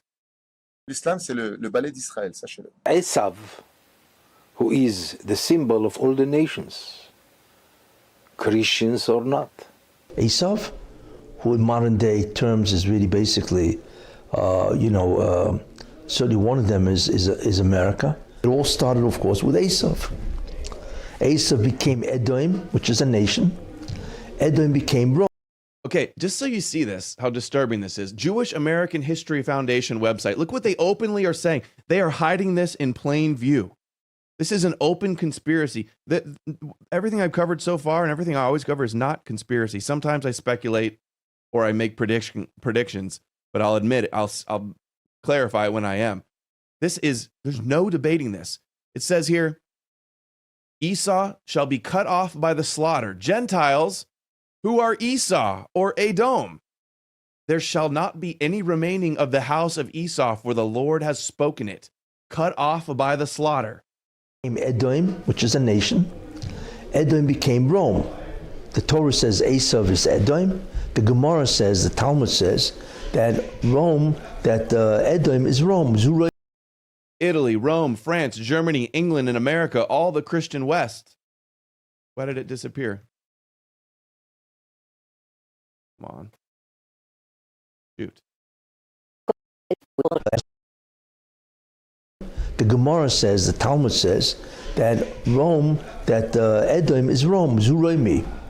They're all synonymous. All synonymous. As our sages said, Halachahi, Esav soneh leYaakov. It is a law of nature that Esav will always hate the Jewish people. Will hate Jacob. Jacob is the Jewish people. And Esav is the non-Jewish world. So their whole religion is about hating us, saying that we're evil and we need to be destroyed, and then they cry out in pain as they strike you and plan your demise and say, oh, you hate us, you're born hating us. It's such a sick projection. Esau finally separated from Yaakov, and all we have is Yaakov Avinu, whereas the nations are Esau, like our sages say. See, this is what they believe. The Jews are Jacob, and the nations are Esau. Are Esau. It's a law of nature that Esav, which means, of course, it's the name, the identity of the non-Jewish world. They hate the Jewish people. But we have to keep in mind, we Jews have to keep in mind that the reason God wanted it this way is so that the Jewish people will know that we are different if we are considered to be the nation of God. No. This belief that all Gentiles are Esau and we hate them for no reason because it's some genetic thing that we inherit from going all the way back from the creation is so that the reason God wanted is so incredibly sick, because when they have been they have had hostility towards them throughout history, many times justified and legitimate. They, instead of realizing, oh, this is because of our psychotic Talmudic Torah observing beliefs and keeping separate and all of the stuff that they do, being Jewy, I guess you could say, for lack of a better term, instead of leaving that, they double down in a vicious circle and they go, oh, we're being persecuted because we aren't following the Torah enough. We need to be more Jewish. Well, be more strong in our Judaism. No one ever liked the Jews because it's in their DNA. As Rabbi Shimon Bar Yochai says, Esav soneh Yaakov. Esav hates Yaakov. And the Rambam says that even though Esav, sometimes he doesn't know why he hates Yaakov, nonetheless he still hates him. The Goyim don't really know why they hate you. The Goyim don't even know why they hate you. It's just a law of nature. This is how sick they are, that we're genetically predisposed to hating them and that there's no good reasons to have any problem with them. They don't really know. There's many Goyim that their whole life they've never even seen a Jew. They've never seen a Jew.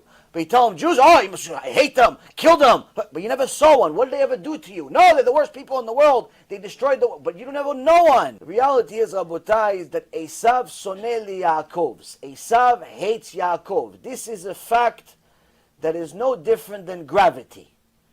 It's no different than all of the other laws of nature. It just is. Guess what, guys? I just got banned from DLive, I think. They just shut down my stream. I've got 59 viewers on Trovo, and they just disabled my stream. Check it out. Wow. Hold on, I'm going to show this to you guys. Preposterous. Exposing their genocidal plan for us. and I get deplatformed. I've been banned from YouTube, PayPal, Facebook, heavily suppressed all over the place. I'd be having millions of people watch my videos if this wasn't getting suppressed. They're able to silence this information. Oh, this is so infuriating. Chat room is disabled due to violation of community guidelines. Streamer is offline. There you have it. No more news. Last live 3 minutes ago. That's just such bullshit. This is despicable. Despicable. And where's the support? Where's the courage of people to come out and stand up against these psychopaths? Where are all the good people? Here's the Rebbe. I mean, I'd have 2,000 people watching right now, and instead I'm on D Live with 600 people and then not even allowed there anymore. Not allowed to expose the supremacist psychopaths that wanted to kill us all. The explanation. Oh, let me start it over. This is the Rebbe Schneerson talking at Chabad, recording their translation from Jewish.tv. The explanation in the words of the sages: it is a natural law that Esau hates Jacob. So it makes no difference, even if Jacob imagines that his identity is hidden. Esau will sense it all the way down to his great-grandchildren. Sages explain, Esau hates Jacob. Esau feels that Jacob is different from him because Jacob is different. He's better. Truth springs forth from earth.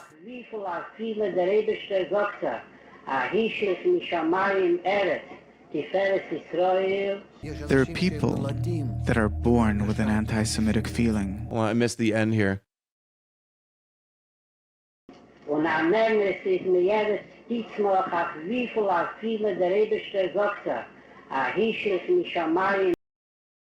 God said that he cast the glory of the Jewish people from the heavens to the earth. The scattered divine sparks of light cast to the earth. Like Laitman says, from another dimension. There are people that are born with an anti-Semitic feeling. So here's Rabbi Laitman with the same theology, the same explanation, the same non-explanation for anti-Semitism. There are people that are born with an anti-Semitic feeling. Oh, and you know I got taken down not because D-Live just decided for nothing. They were getting pressured by Jews. Some Jews, I bet you a whole group of Jews, teams that the ADL and Israel and Ministry for Strategic Affairs and Canary Mission and all the $1 million, $1 billion funded organizations trying to shut me down from exposing their genocidal plans, working to flag me and get me taken down. Despicable. It's outrageous. It's infuriating.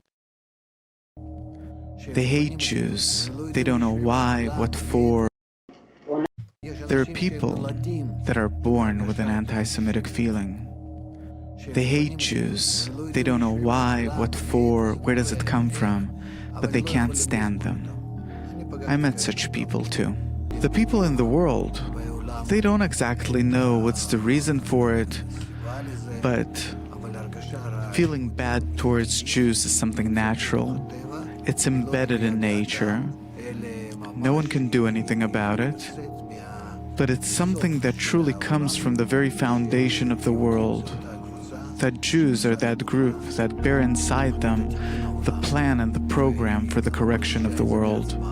Oh, the Gentiles just hate the Jews because they have the plan inside them, the divine spark that's going to heal the world, and it's really by destroying and enslaving the Gentiles.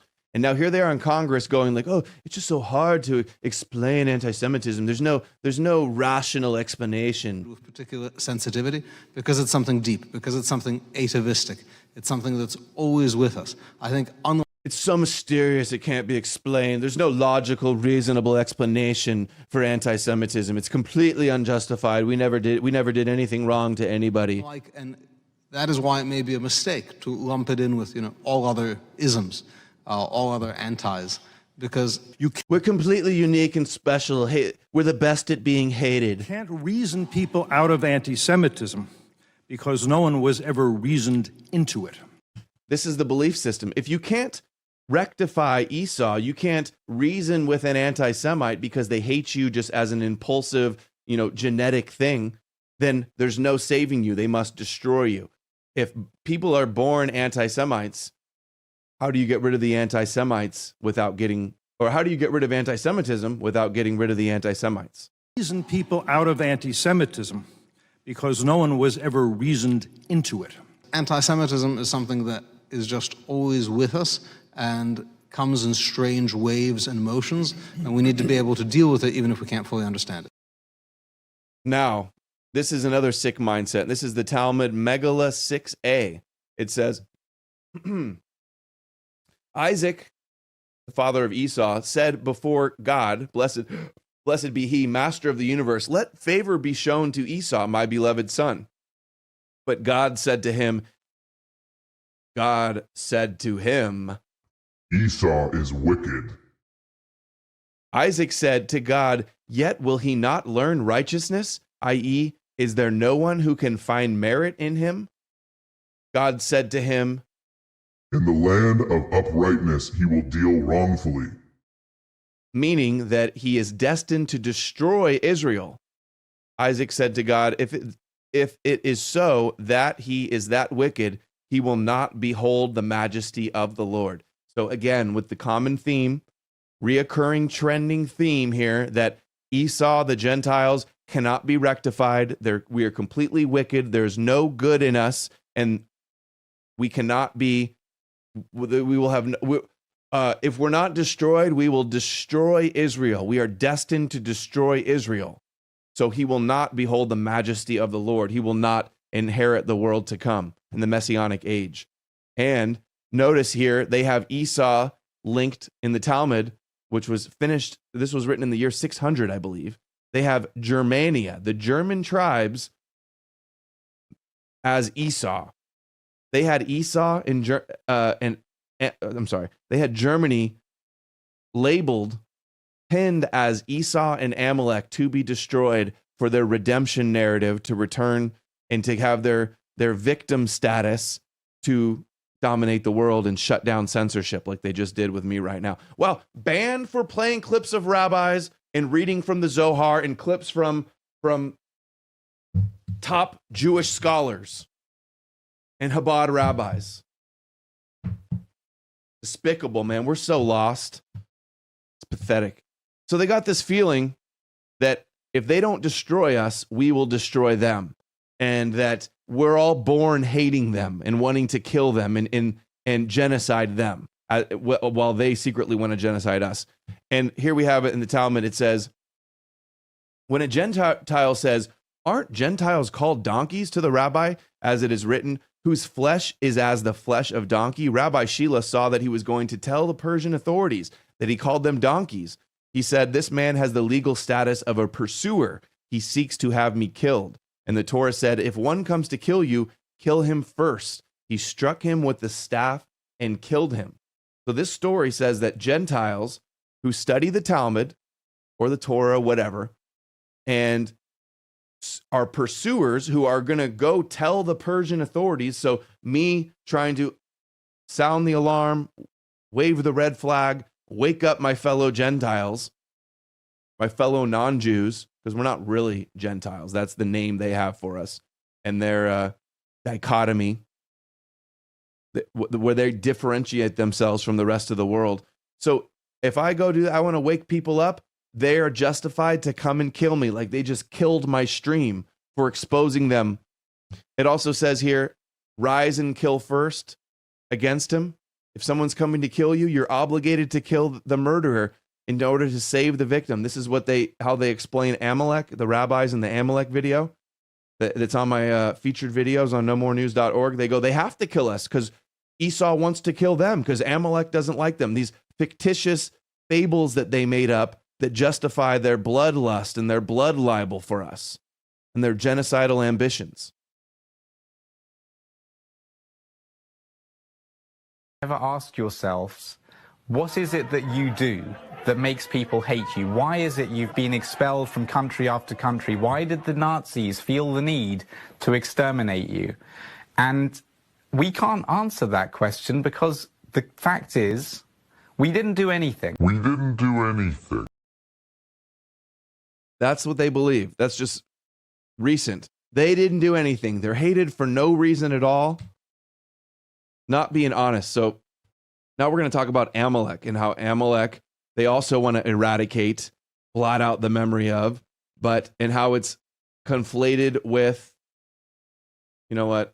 I'm going to end the stream actually and do this in a part 2. Nobody's even watching right now. I'm 2 hours in. So I'm going to pick up where I left off on this Amalek. It'll be part 2. Control save. I don't know who's going to see this, but I just got my DLive banned. I don't know if I'm banned, but at least the channel got taken down. Thanks to everybody that supported the channel and that was watching. It should terrify every one of you that me covering this information just got silenced like it did right now. I've still got probably another hour to go to explain all this. Check out knowmorenews.org and support the channel, guys. Getting banned from YouTube, huge hit. PayPal, huge hit. Coming after every platform. They just want to ban every criticism from all of the internet and exposing them, defending ourselves, resisting their takeover, opposing our own enslavement. They're going to make it illegal. Like all over Europe, the anti-Semitism agenda, the definition they're pushing, the Noahide laws they're pushing. We need to stand up before it's too late. They might have already got us in checkmate. No more news. Contact, donate, latest videos, featured videos. Sign up and subscribe. Patreon, Subscribestar, BitChute, Odysee, brand new tube, PeerTube. I don't know if I'm on DLive anymore. Sign up for Trovo. Follow me on Gab, Telegram, Twitter. I'll see you guys all again soon for part 2. Take care.